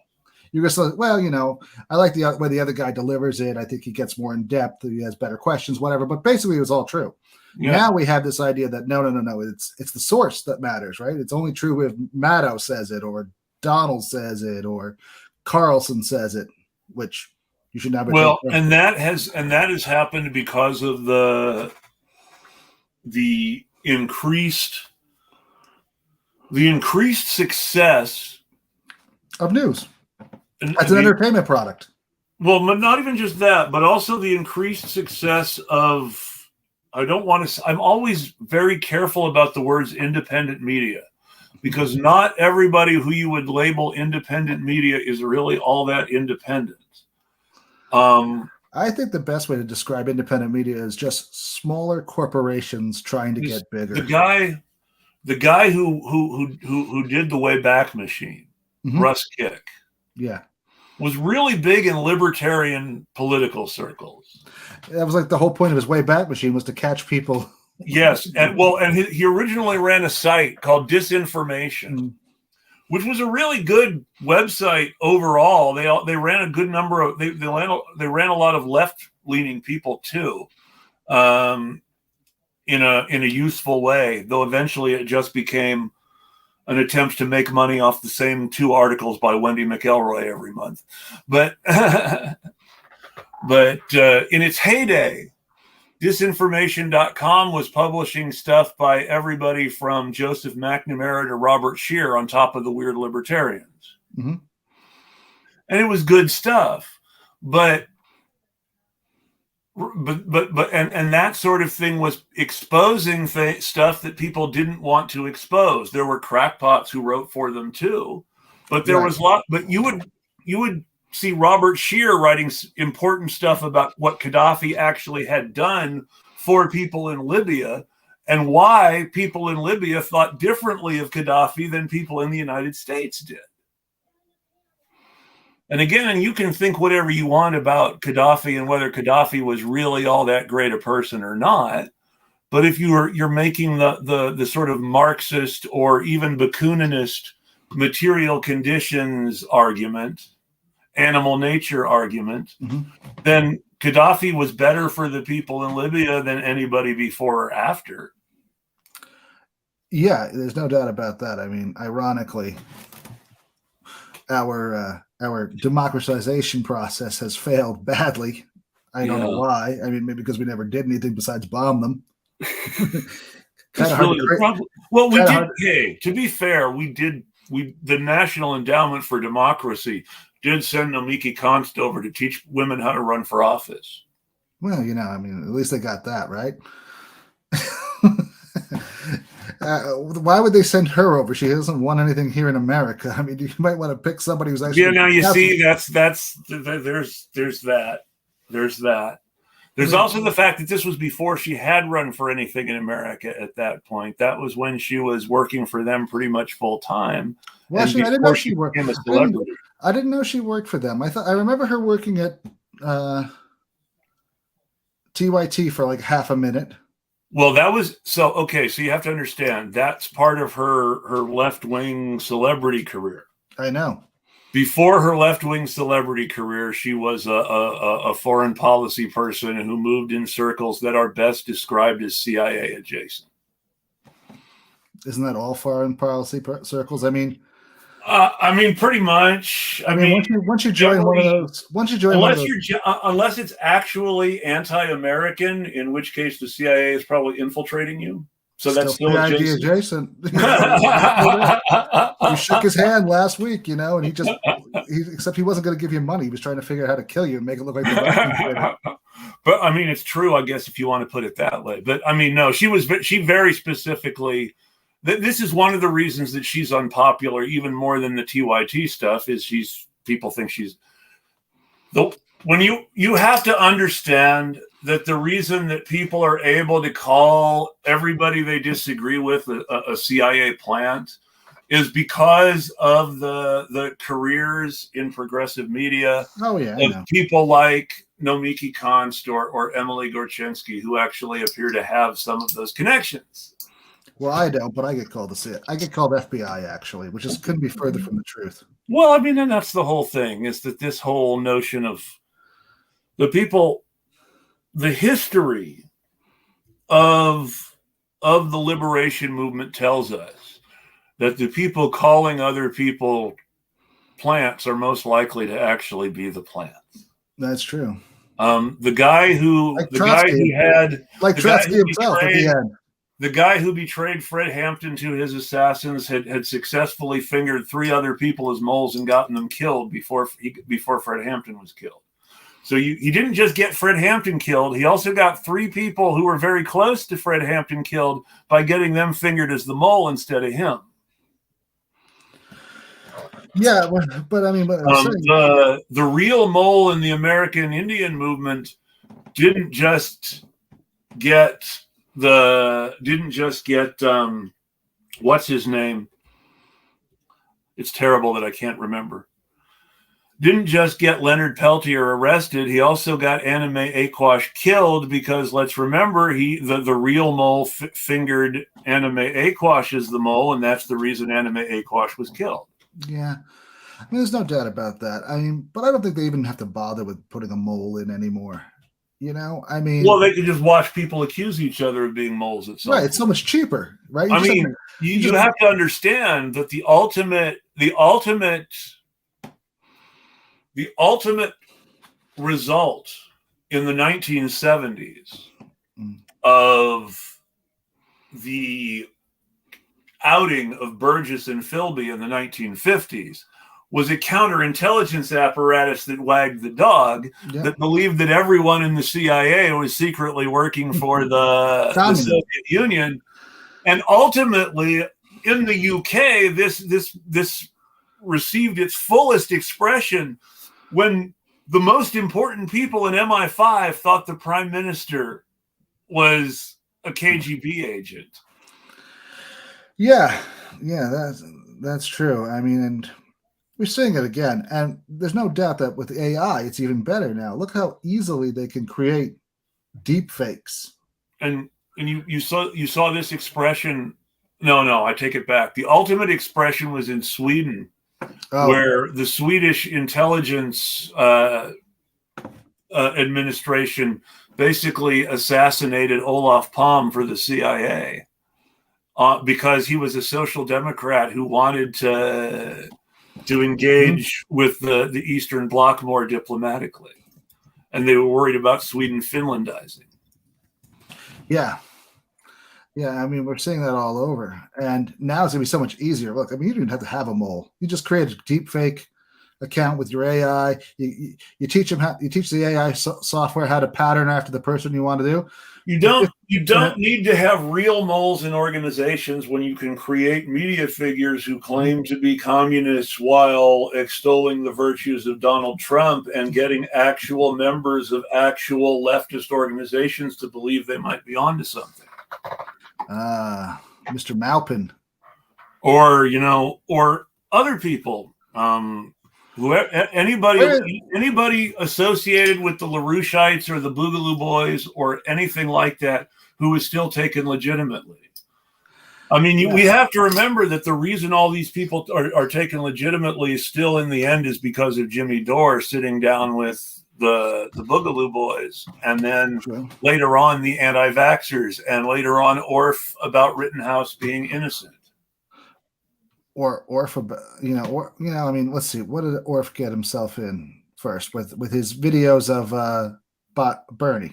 Well, right? So his videos of Bernie were funny and got him hired by the Bernie campaign to make videos. And then he got himself fired from the Bernie campaign because of the videos on his channel making fun of certain possibly false and possibly true stories about Dr. Martin Luther King's sex life.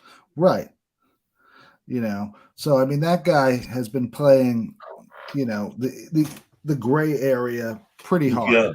Yes. For a long time. From the beginning. Yeah, I mean, it's not a new thing for him. But that's really the thing, and this is why I take the Rittenhouse thing so seriously.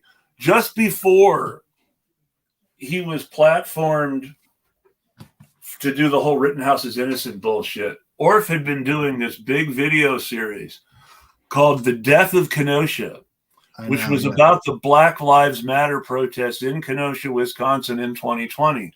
And if you only knew about the Black Lives Matter protests in Kenosha from Orff's video series, you would think all of Kenosha had been burned up and there was nothing left, which is exactly what the right wanted you to say. And you would have thought it was a race riot.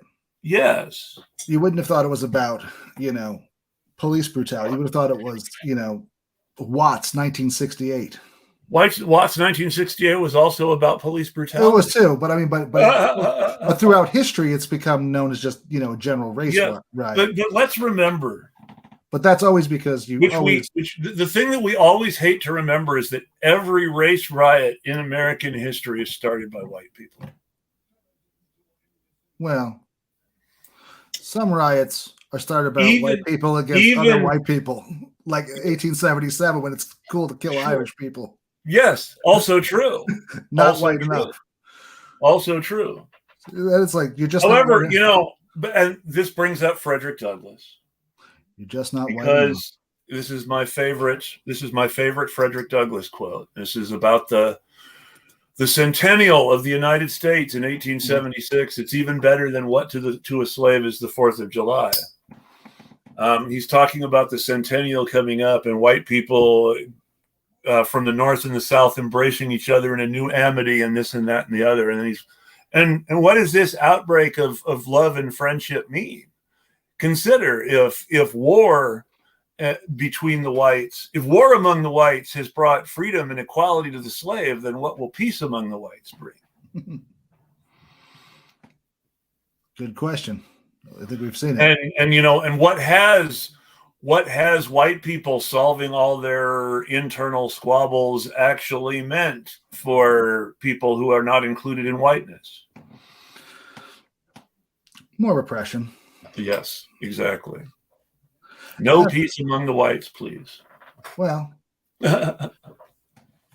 you got to be white enough, whiteness doesn't, it's not a given all the time. I mean, that's why you have all these birthers. Look, they don't even want people, they want to take away birthright, so you're not white enough, Well, but their whole problem is that the whole birther thing started because Obama wasn't white. No, I'm talking about the birthright. Birthright citizenship. Yeah, right. But the birthright citizenship they're worried about is people they don't consider white. Right, that's what I'm saying. It's like the grades of whiteness, right? I mean, it's like a big chart. This is taking us back to the very detailed racial caste system of the Nazis and the eugenicists of the 1920s and 1930s, which was based on the American system. Yes. Well, that's why I say 1920s and 1930s, and why I say the Nazis and the eugenicists, because it was American and British eugenicists who created this race science scheme in the first place. We let the British off the hook. The British invented race science to justify the British Empire. That's why Kipling could go on about the white man's burden successfully enough for some colonial writers to believe him. I mean, hey, Kipling definitely gets too much credit for being a good writer. Well, so here's the thing. Kipling, it's fine for Kipling to make a few good points. It's something else for other white people who did not deal with, who not of Kipling's time, to assign to him a progressiveness that he did not have. Oh. So Kipling was somewhat ahead of his time in questioning the legitimacy of his own prejudices. That's why there's something of a satirical tone to White Man's Burden. True. However, he did not free himself from his prejudices, which is why White Man's Burden is still pretty straight despite the satirical tone. It's why his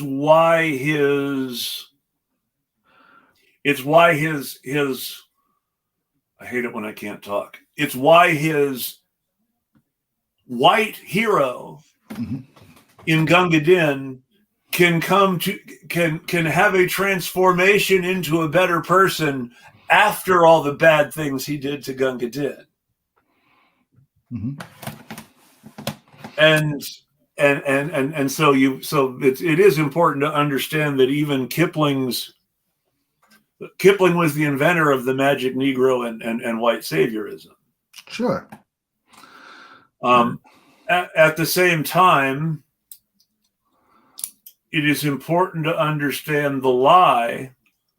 They did not actually burn witches in India before before Western Christians got there. That's right. The people who burned witches in India were influenced by Catholics from Portugal. Hey, what are you gonna do? It rubs off on people, apparently, Nazism pretty easily. Well, you have to remember that you have to understand Schopenhauer to understand Nazism. And Schopenhauer was the inventor of a sort of school of aesthetics that became a school of race science called Aryanism, which is the idea that there are close cultural links between the high caste Hindus of the subcontinent and the Nordic peoples of Europe. Yes, the area, and even that's a strange, the setup what Schopenhauer does there. Well, so Schopenhauer was a racist who thought that Hinduism and certain strains of caste conscious Buddhism were better for white supremacy than Christianity. Sure, it also comes from he also takes a lot of some of Nietzsche's principles about suffering, the honesty of suffering, that they understand it better than we do. Yes. And that, it just is, and you shouldn't be trying to get around it. You just, if you're screwed, you're screwed. That's it. That's your problem. Well, and that's a big part of all this sort of Western neo-nationalism, fascist ideology of the 30s. It comes from these Nietzschean and Schopenhauerian ideas about suffering and the morally superior man, and they turn the morally superior man of Nietzsche into the culturally superior man of Schopenhauer, which becomes the racially superior man of Hitler.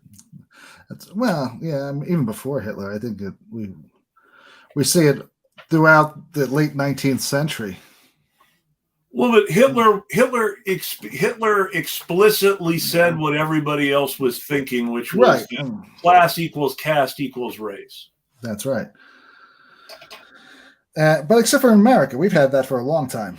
Yes, we have, but we don't explicitly say it as much as we used to. Not as much as we used, but in the South we did. We do. Even in the North, we said it explicitly in all sorts of ways, and implicitly when it wasn't explicit. I mean, the greatest, the movie the greatest movie that Hollywood ever made still may be Gentleman's Agreement. Oh, I thought you were going to go with the Birth of a Nation. No, I was going to go with Gentleman's Agreement because Gentleman's Agreement exposes the implicit biases of the supposedly less racist North. Yeah. We're talking about buying houses on Long Island. That's right. Yeah, that's true. I mean, and that is, and you have to question yourself. I mean, how are these cultural things? The thing to remember about Gentleman's Agreement is that even though it's about an agreement, a covenant to ban Jews from a neighborhood, specifically in the context of the story, the greatest number of those gentlemen's agreements were actually about keeping black people out of neighborhoods. And so indirectly, this is actually a movie about civil rights that is using Jewish people who were starting to be seen as comfortably white by many Americans as a go-between for black Americans and housing discrimination. Or still a threat, Yes. And, you could see that in the 1950s, they still had posters up at places that said, no shoes, no blacks, no Jews, no Catholics. Yes. Well, and so by somewhat old-fashionedly fighting anti-Semitism in a time when everybody agreed that anti-Semitism was bad, they were actually making a proxy statement about black civil rights, or so they thought, is a good way to put it. Or maybe so they hoped. Which is the exact opposite of Jack Kirby, where every time Jack Kirby uses any other oppressed group, it's a metaphor for Jews. I don't know.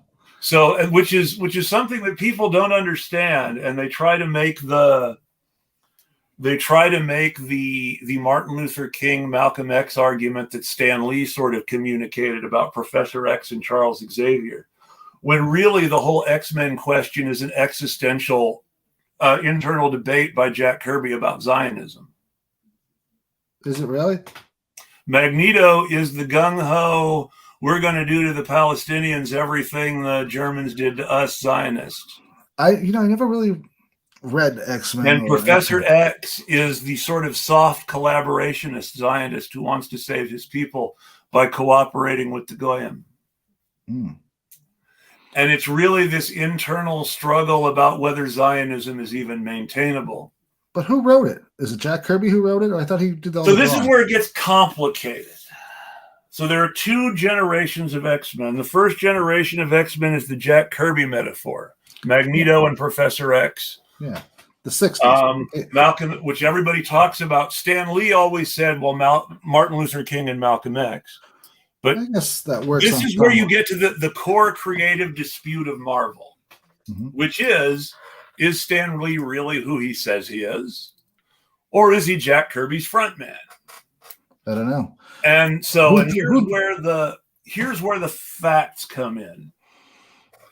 there is a rough canon of Marvel in the 1960s where everything was touched by Jack Kirby in some way before it went to the market.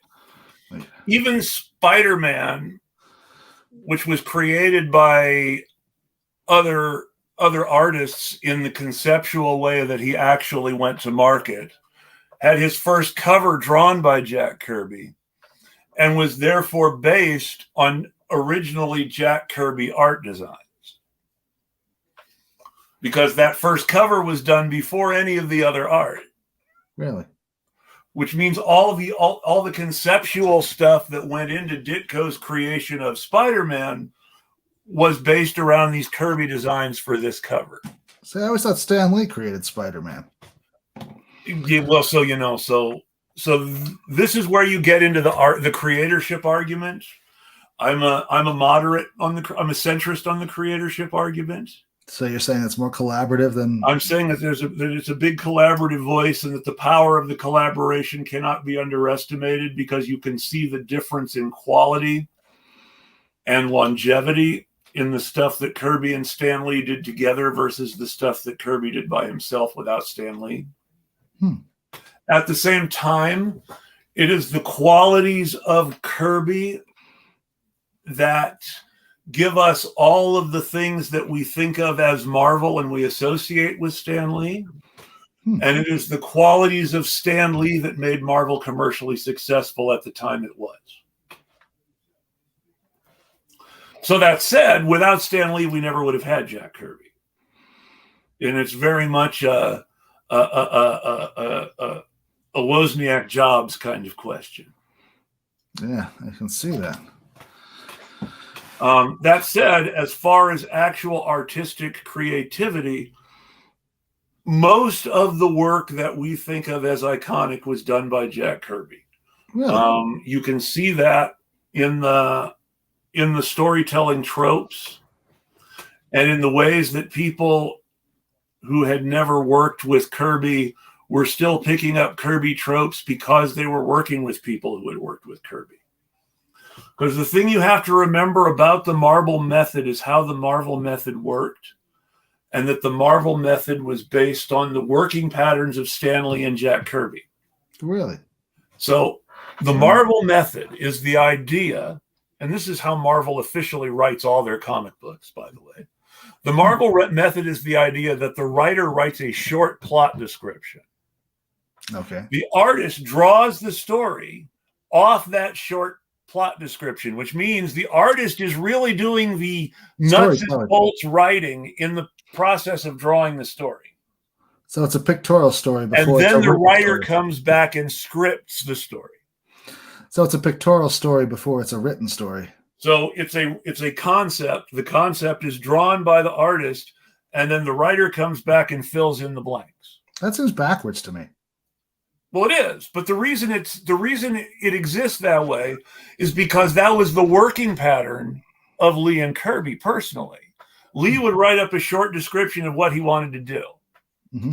And Kirby would essentially write the story and draw it out like a storyboard artist at a movie. Both an artist and a writer at a movie studio back in the day, when all the writers were artists and storyboarded crap out, because they thought art was more necessary than anything else in the days before photography originally. So you had all this stuff. But anyway, all this stuff going. So you basically had Jack Kirby storyboarding the story out in his original drawings. And then he would draw the story in its final form, and then Stan Lee would script it. It's absolutely backwards. Jack Kirby is doing most of the work, and Stan Lee was just sort of coming on. And the only reason this worked, and this is why Marvel has never been commercially successful with people who didn't work with either Lee or Kirby or both. Once you got to this point of people who had never really worked with Lee or Kirby, the model started to fall apart. And no artist other than Kirby could really produce quite the same results. That's why you can see a difference between the Fantastic Four and Iron Man and their quality during the same era, because whereas Lee was creating the comics using the same method, Lee was not working with Jack Kirby on Iron Man. He was working with Don Heck. And Don Heck was a different kind of guy who could not map out the story in the same way that Jack Kirby did. And Lee would have to go in and fill more of the blanks. And so it feels like there's a really different writing style. And that's why Iron Man is so jingoistic at the same time that the Hulk is so anti-American. I thought that was just so they could cover their all bases were covered. So I'm sure that's part of it too. But the Jack Kirby stuff always has this sort of leftist tilt to it. Brad was a leftist and couldn't help himself. Well, I mean, it's like you have to remember that his first stuff was patriotic comics in an era where Brooklyn, where Kirby came from, was the home of the Popular Front in the United States. True. Weren't they both from Brooklyn? Stan Kirby. Lee? Well, Lee was from New York. I don't know if he was from Brooklyn. Lee was the nephew of the wife of Martin Goodman, who was the founder of Timely Comics, which became Atlas Comics, which became Marvel Comics. Oh wow! So Lee was first hired. No nepotism there. Well, here's where it's funny. He was given the interview because of nepotism. He was hired because he impressed Kirby's partner at the time, Joe Simon, who was also the editor-in-chief at Marvel Comics. Oh. And he hired Stan Lee as an editorial assistant, which means it was his job to fetch coffee for the writers and editors.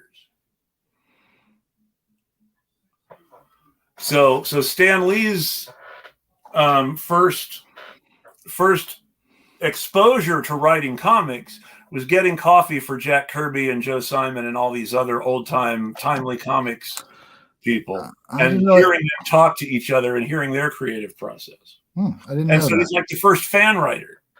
I didn't know that at all.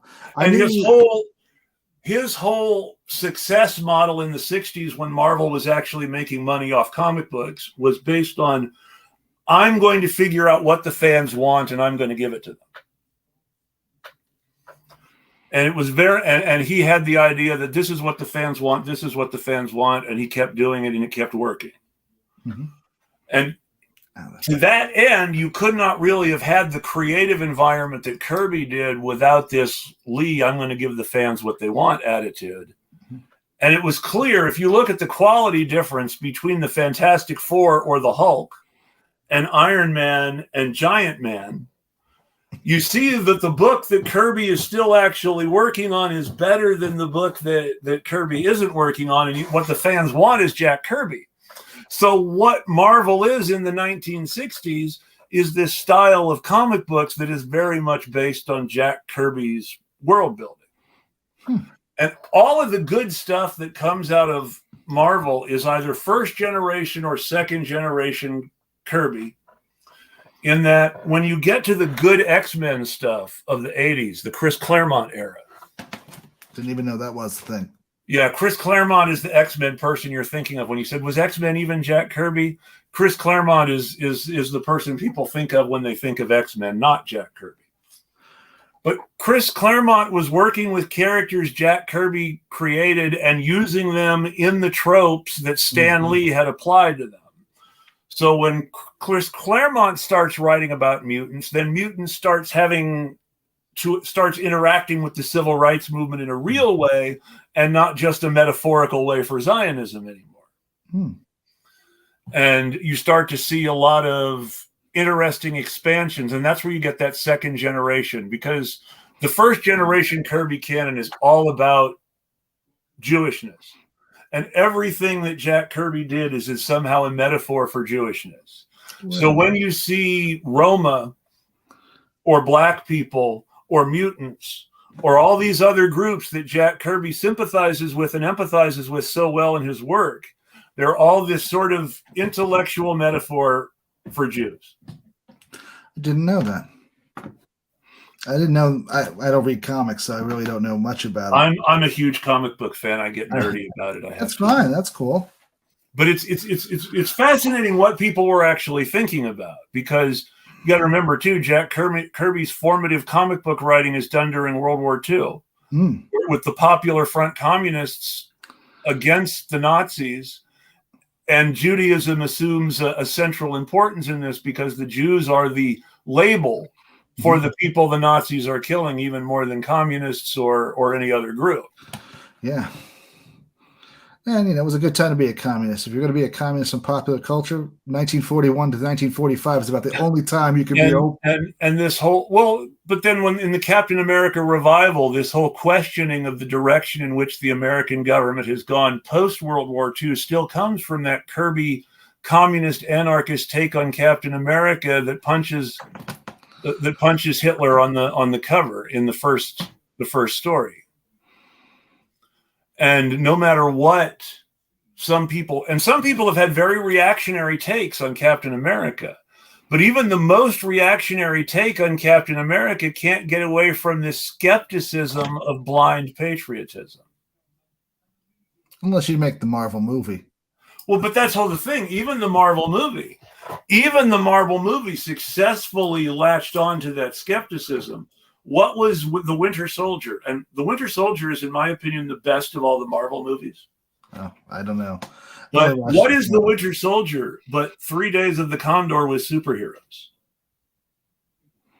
Yeah. And Robert Redford is the bad guy instead of the hero. And that's really the best part. Robert Redford got to play both the hero and the bad guy of 3 Days of the Condor, thanks to Winter Soldier.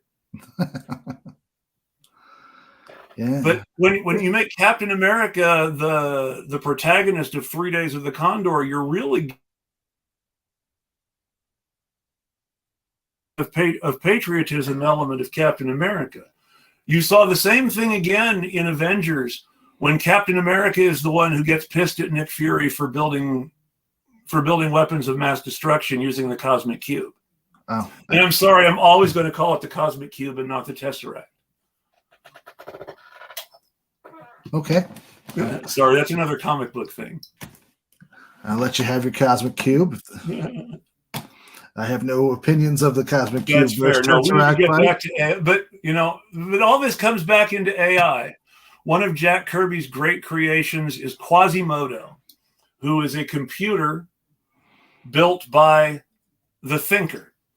The Thinker is referred to by his enemies as the Mad Thinker, but that's a corporate smear. The Thinker does not think of himself as mad at all. But Quasimodo is this computer who ends up achieving self-awareness and deciding people suck and thinking it needs to take over the management of the world because people do it so badly. Yeah. The management, and the benevolent manager of AI. Ultron, if you remember Avengers: Age of Ultron, Ultron is not a Jack Kirby concept directly. Ultron came out of Jack Kirby concepts. Jack Kirby's characters were greatly involved, and the Ultron story is very much the same sort of watch out for the artificial intelligence story as the other. Well, that kind of reminds me of the Dune premise with all artificial intelligence. Starts off as as a benevolent manager of human interaction, and then turns into a nightmare, and they have the big revolution, which and they destroy all the jihad. machines. That's right. And in the notes for the cliffhanger, it is revealed that the villains, I don't believe that the Kevin Richardson and Brian Herbert novels do it justice. I refuse to believe that. But you do get the notes for Chapter House Dune and the cliffhanger ending do reveal that, yes, ultimately the villains of Dune were going to be the thinking machines. Again? Yes. That's who's sitting on the other edge of the universe. That's who's thinking. That's who's sitting on the other edge of the universe. Watching humans is the last two thinking machines. I didn't know that. I've only read the first book. The first book is the best in the sense that it is the only one that has a traditional heroic protagonist. Mm. Even with all the undercutting and self-doubt and all that, it's still the traditional heroic structure. I always kind of thought of it as like a Lawrence of Arabia knockoff. There is an element of that because you have to understand that Frank Herbert represents sort of more of the population control ecofascism side of deep ecology than he represents social ecology. Yeah, and the fact that it seems like a big white man's burden story to me. He goes to actually, so that's the part that you have to read the books to understand. What you're missing if you don't really not just read the first book but all the others too, is that they're all olive-skinned Middle Eastern types. Oh, they are. Okay. And that this is a Muslim empire. Yeah, I understood that. It's the Padishah emperor, and their religion is Zen Sunni, which is a sort of synthesis of Buddhism and Sunni Islam.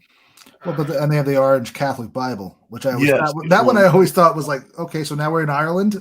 The Orange Catholic Bible, yes, the Orange Catholic Bible. How much more contradictory can you get? We got the Protestants and the Catholics coming together to make a Bible that's Zen Sunniism. So let's talk about that again, because this is where we were talking about AI being kind of Nazi. Mm-hmm. So it's important to understand now the original use of culture camp was Bismarck talking about a war of Protestant culture against Catholic culture. That's true. However, Hitler's culture camp was a great project to reunite Christianity against communism.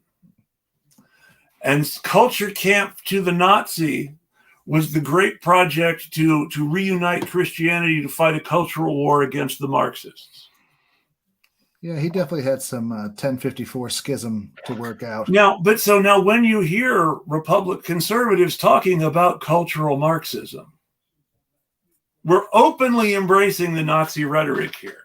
Oh, sure, yeah. So when we're talking about what are these billionaires going to end up with if they're all kind of Nazi, we're going to end up with an AI that kind of believes all the worst parts of Christianity that Hitler wanted Protestants and Catholics to agree on.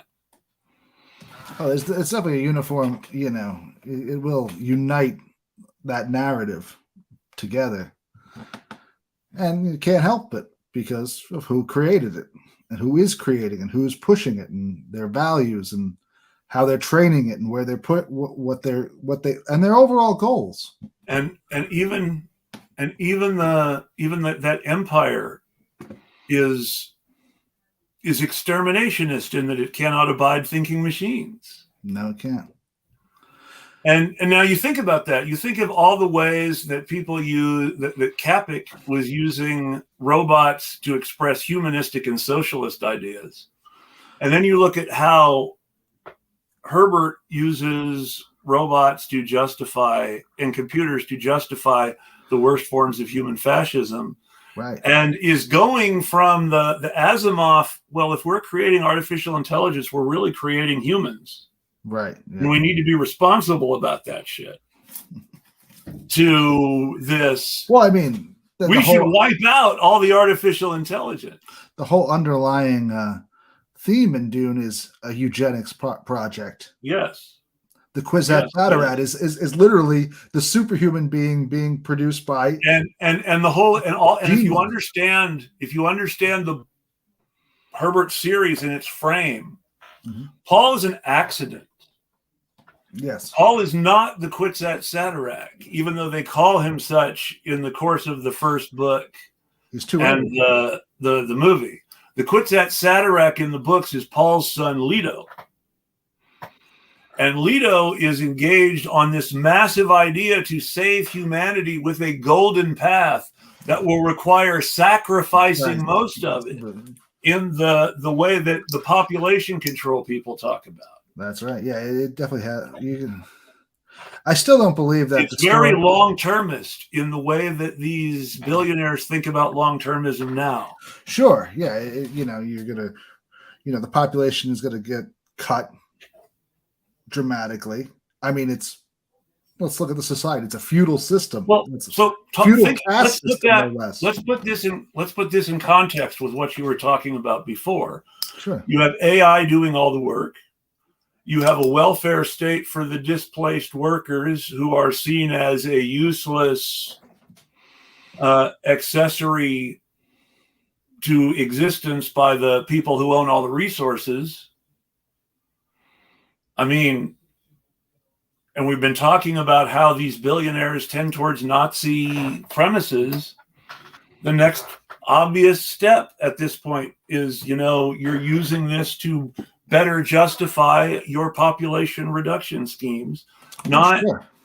And you don't have to come up with all these stupid, this is just a natural outcome of capitalism. If you really want to do something about it, overthrow the capitalists. Right.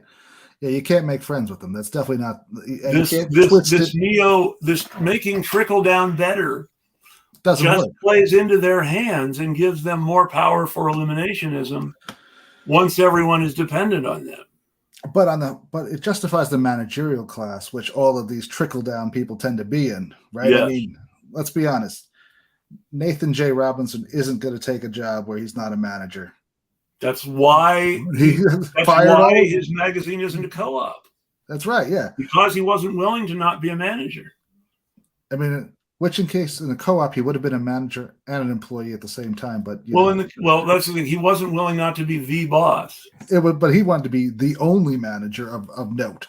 He wanted to be the boss, yes. And and that's why AI is so attractive to these people, is that you just get rid of all those people, and sure, you produce a lot of crap, but who cares? And the AI makes you the boss. And makes you the boss, right? I mean, you're the one. Basically, you may have a programmer who's acting as your stenographer, but in your mind, what you are saying is going directly into the AI's brain. And it is, you're optimizing. No, I don't want that optimized. I want this aspect of it optimized. Mm-hmm. I want that optimized. And that's the whole thing. They're making all these, they're optimizing it. And when it's about pattern recognition and the Nazis are making the pattern, you inevitably get a Nazi product. It's pretty hard not to.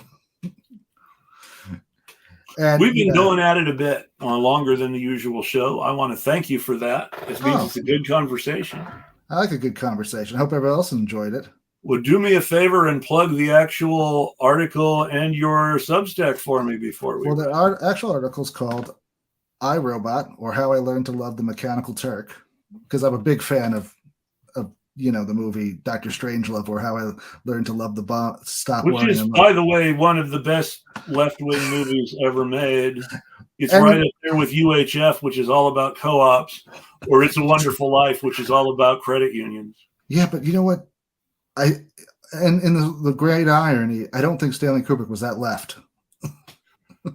But Frank Capra. Yeah, Frank Capra. Well, so that's what's funny. Frank Capra was a fascist lover. Let's just be honest. Well, no. So that's what's so funny about it is the bad guys were very clearly based on the communist conception of the U.S. of the American businessman. Mm-hmm. And Capra very clearly identified those folks as the bad guys. Now Capra was another popular front communist type, and this is an important but, you have to remember that Capra's stuff is being delivered through the lens of Jimmy Stewart, who was a right winger. Oh yeah, huge right winger. So I mean, Capra, yeah, sure. Capra was a popular front communist during World War II. I always read that he was big into fascism, that he actually supported Mussolini, but he kept it quiet. Capra? That's what I had heard. I learned that when I was at USC. Maybe they were just lying. They could have been. They could have been wrong. Now there were people who were. I mean, like Ezra Pound was a huge Ezra Pound was a huge fascist. Ezra Pound, the big guy who was pro-fascist in Hollywood leading up to World War II was Walt Disney. Oh, yes, he was. Walt Disney was one of the founders of the America First Coalition. And based on his status as a very anti-union CEO, I do not believe it was because of his association with the Socialist Party of America. Yeah, he hated unions. Yes. He fought his whole life to get rid of them. I don't know. That was the story I heard in film school. Maybe I was wrong. And I have put the article in question in the chat for everyone who is still with us. But I really love Stanley Kubrick's movie, Dr. Strangelove. And when in doubt, I steal from that theme of, And Kubrick was genuinely a skeptic about the Cold War and leftist in that sense. And of course, while he was very much a champagne communist, Peter Sellers considered himself a Marxist and was very radical in his thinking, though he was reactionary too and kind of fascist in other ways. But I don't know. I've heard Peter Sellers didn't really have a real personality. There was all just characters. So there were a lot of characters. He had enough of a real personality to put up a reward for information about the Manson family sex tape, along with who was the other guy who put up the reward? I didn't hear that. Yul Brynner. Those were the two people who put up the reward. In the aftermath of the Tate LaBianca murders. Ooh. The people who put up a reward for the alleged blackmail tape that was supposedly being used by Manson to blackmail Roman Polanski were Peter Sellers and Yul Brynner, who moved in the same weird, kinky drug and sex circles as Polanski and Manson. The story, allegedly, and I say allegedly because I don't know the facts, and the choice and the source is kind of right wing, but some of it sort of hangs together. Basically the thing is that Manson was not in any way an actual hippie or counterculture person. He was a professional criminal who was using the counterculture as a way to recruit people who would be loyal, and that Manson was running a sex and drugs ring. Mm-hmm. In which various female members of the Manson family and various Hollywood starlets associated with people like Roman Polanski were participating. The alleged blackmail tape was a tape in which Susan Atkins and Sharon Tate were supposedly committing a sex act together, and with some male star who was fairly big, allegedly Peter Sellers or Yul Brynner or someone like that. And that this was what Roman Polanski was being blackmailed about, and it was him not paying that got his wife killed. It's possible. But so this is the thing, that there was a porn tape out there with Sharon Tate on it because of the association, because the Hollywood association with organized crime. He was always, Manson was always somewhere in between, to me, on the cult side of things. Well, he used the counterculture stuff and the cult stuff to program loyal people, while at the same time himself basically just being about money and crime. Oh, yeah, he was. I mean, he was totally Jim Jones. When he thought he could make money off of the music business, he was all about being a hippie full time. And when he realized that that car rock was only going to last so long, and that Jan and Dean were not going to have the same kind of career future as the Beach Boys, he got into the dealing drugs side of things. What was it? Was it Dean? Dean shows up in Two-Lane Blacktop, or was it Jan? I don't remember. All I remember is that Charles Manson was Jan's college roommate, and his co-writer. I didn't think he went to college. It might not have been college roommate. It might have been high school buddy. But they were very close friends, and they co-wrote The Little Old Lady from Pasadena together. I knew that. Yeah. Serial killer's got it. The guy who wants to run a serial killer mob. That was before the crime. That was when he still thought he could make a living as an actual songwriter by his association with rock stars. Yeah, man, that didn't last too And long. then he ended up, I'm not going to make a living as a songwriter, so I'm going to make a living selling drugs to people in the rock scene. That was a better choice in the And long then run. he sort of used that culture, that counterculture, and the more cultish elements of the counterculture around the rock scene to make sure the people who worked for him were loyal. That is true. Definitely became. I don't even know. I mean, his stuff is just crazy. Did you ever read Helter Skelter? I actually have. But basically, see, the whole thing is, if you believe all the allegedlys, that the myth of Helter Skelter is something largely created by Hollywood to hide its scandals. Sure. And that the scandals are based on who Manson was selling drugs with, and which Hollywood starlets were involved in Manson's sex parties. I mean, that was the big problem. I mean, that no one after the Tate murders, no one wanted to actually really be associated with him, right? I mean, even though. Well, but so that was the thing, is that the Tate murders, the Tate LaBianca murders specifically, were, according to all the allegedlys, an outgrowth of him wanting to maintain control over his sex and drug business and not lose control to celebrities with more financial resources who had more business connections. True. I've heard that too. But what I'm just getting at is that, I mean, this guy, people got embarrassed after he published that thing. Yes. And they were like, whoa, we can't really be seen with this wackadoo anymore. Well, and that was really the thing, is that the Helter Skelter achieved what it was set out to do, which was completely separate Manson from his friends in Hollywood. Which on the flip side, he then decides is not such a bad idea, because that's where he's getting all his money from. Yeah. So talk about and that's really the whole thing, is that in the end, ultimately he harmed himself, and he was trying to get back some. The disintegration in prison was his attempting to get attention back after having ruined everything for himself.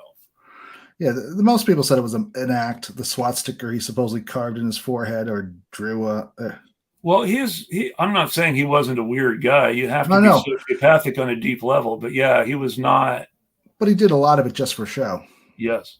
And well, that's the whole thing. You do that stuff for show. That's part of becoming a cult figure. I mean,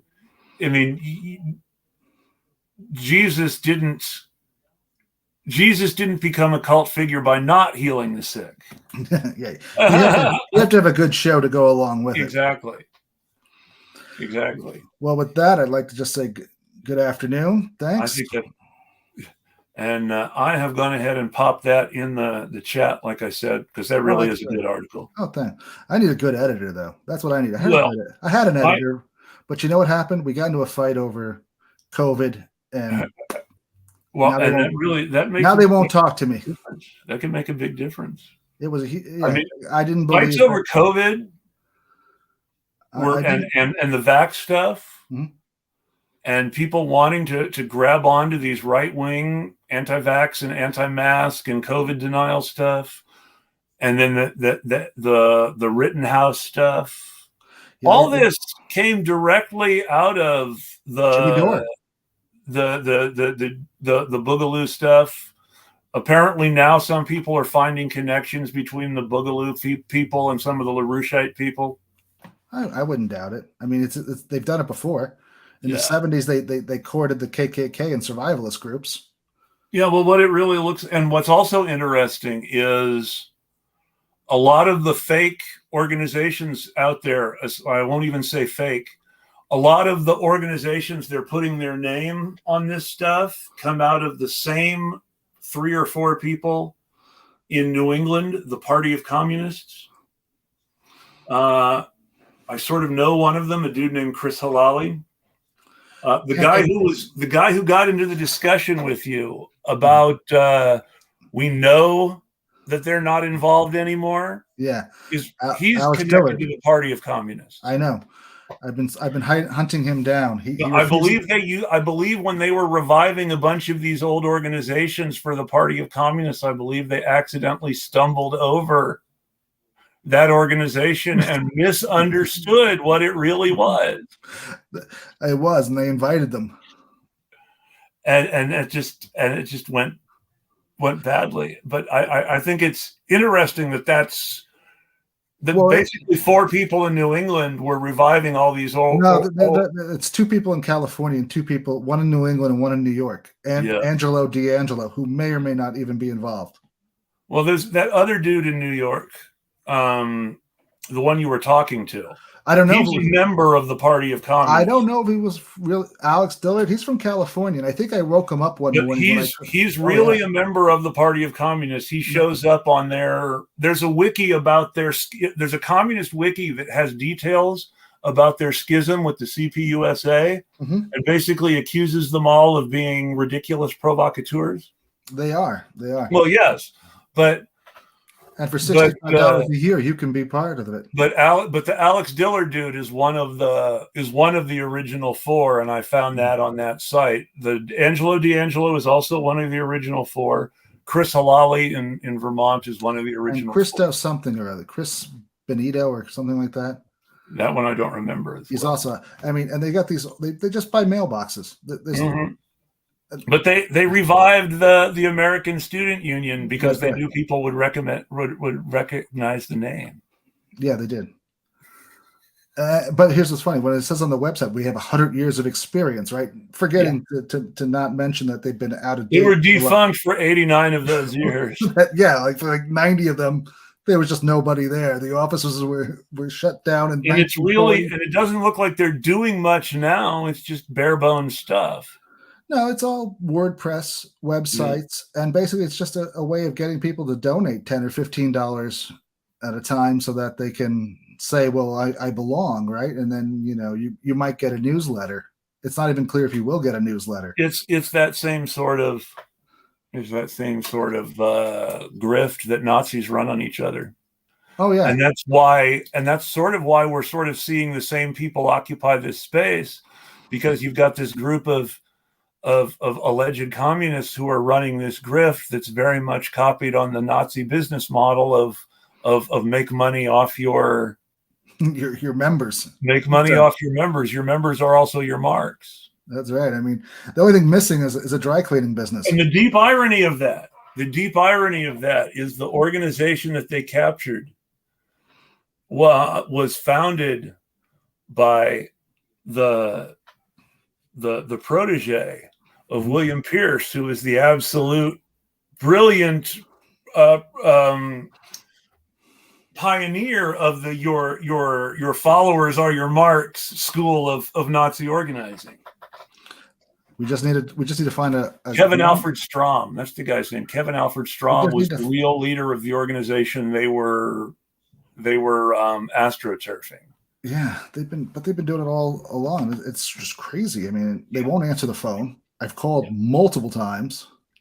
I've sent emails. Well, now they know people are trying to pin them down, and because you're working in parallel with another group that has been looking into them, and individuals just sort of, because I just accidentally found this website doing a web search for Party of Communists.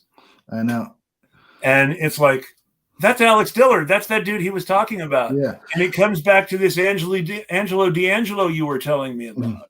And here's the best part. The guy tries to prove himself in a chat that he's not working with Nazis by having a real life Nazi guy who's like literally claims to be a Nazi. Like, I didn't have anything to do with this program. This wasn't us. How do you know him? But better yet, but I'm going to say, so your proof is that the real life Nazi that you do work with isn't the Nazi that's in this group. Okay. So no, I guess you do work with Nazis, just not in this occasion. I saved that. I got to show that. I think I'll show it to you. It's the best part. It's like, no, we're not in on this. This is, I guess it was too nice for them. I guess, world peace was too good. But you got to wonder. Then this, I really want to talk to Mike Termont next too. I'm trying to get an interview with him. He's my feeling is that's going to end up like your attempts to get Diane Sayre. They're not gonna interview with anyone who might be too rigorous. Well, I don't know. He went on Vosh.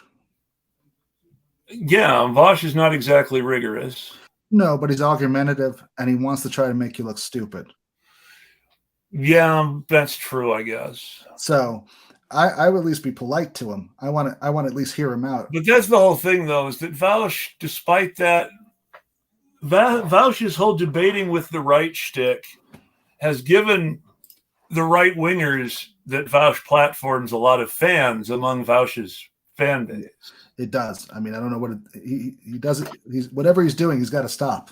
Yeah, because it's not working. Yeah, because if his fan base ends up liking people like Termont. So I mean, a guy who literally doesn't like anything. But that's the whole thing. He's never argumentative in trying to make people look stupid when they're libertarians or white supremacists. Because when he had the Boer activist from South Africa on to talk about white genocide, he really, really ate that shit up. Well, that I think he did, but this guy he didn't. This guy he didn't meet up Termont. He was Termont was argumentative with him, and that's good. And that's good. And told him on several occasions he didn't know what he was talking about. Well, that's good. At least they're arguing. That's good. Well, I don't know. I mean, but because like I said, that his track record with some of those folks is that he eats that stuff up sometimes. And he went on Crystal Kyle and Friends, and they weren't too. But they weren't. Yeah, but you also said that they really messed up their critique and blew it totally, despite not being friendly. They were totally incompetent, and I'm sure didn't give him much hard time. They did give him a little bit of a hard time, but not too badly. But I mean, they called the guy on and tell him in the first few minutes, like, "Oh, we know that you're much more serious than Ron DeSantis, with a guy who's got a policy where he wants to divorce the country." That's the whole thing. Is none of these people. That's the whole thing. The idea that libertarians are somehow more serious than Republicans is a myth that has to die. It does, because I mean, basically the main policies have been adopted by the GOP to get libertarians. The thing to remember is that the libertarians are the people who say out loud whatever the Republicans are trying to not so subtly dog whistle about. And the idea that they should be taken more seriously than Republicans is dangerous. It is, especially since like 90% of the Republican Party has taken all of the libertarian policies. Well, that's what I mean when I say they're saying out loud everything that. But I'm just saying, but now even the GOP says it. The GOP says out there they're supposedly more rational ones. Oh, it's worse than that. Groups like the Niskanen Center are big with the Democratic Party, and they're bankrolled by libertarians. But I was getting at the idea of taking whole departments of the government out. That's considered just smart business. That's been the thing. That's been a certain kind of conservative thing since 1950. Get rid of the Department of Education. But now it's the education, EPA, anything that commerce. Why have any restrictions on that? And on that note, that's a good time to say. And these are exactly the people the Nazis got into bed with right after they took over. Before you could hear some, and the same thing will happen if any one of these right-wing groups takes over in America. All the left-wing sounding stuff will go out the window, and all the people they suspect of actually believing some of the left-wing stuff will get stabbed. Long knives. Yes, exactly. All right. Well, good night.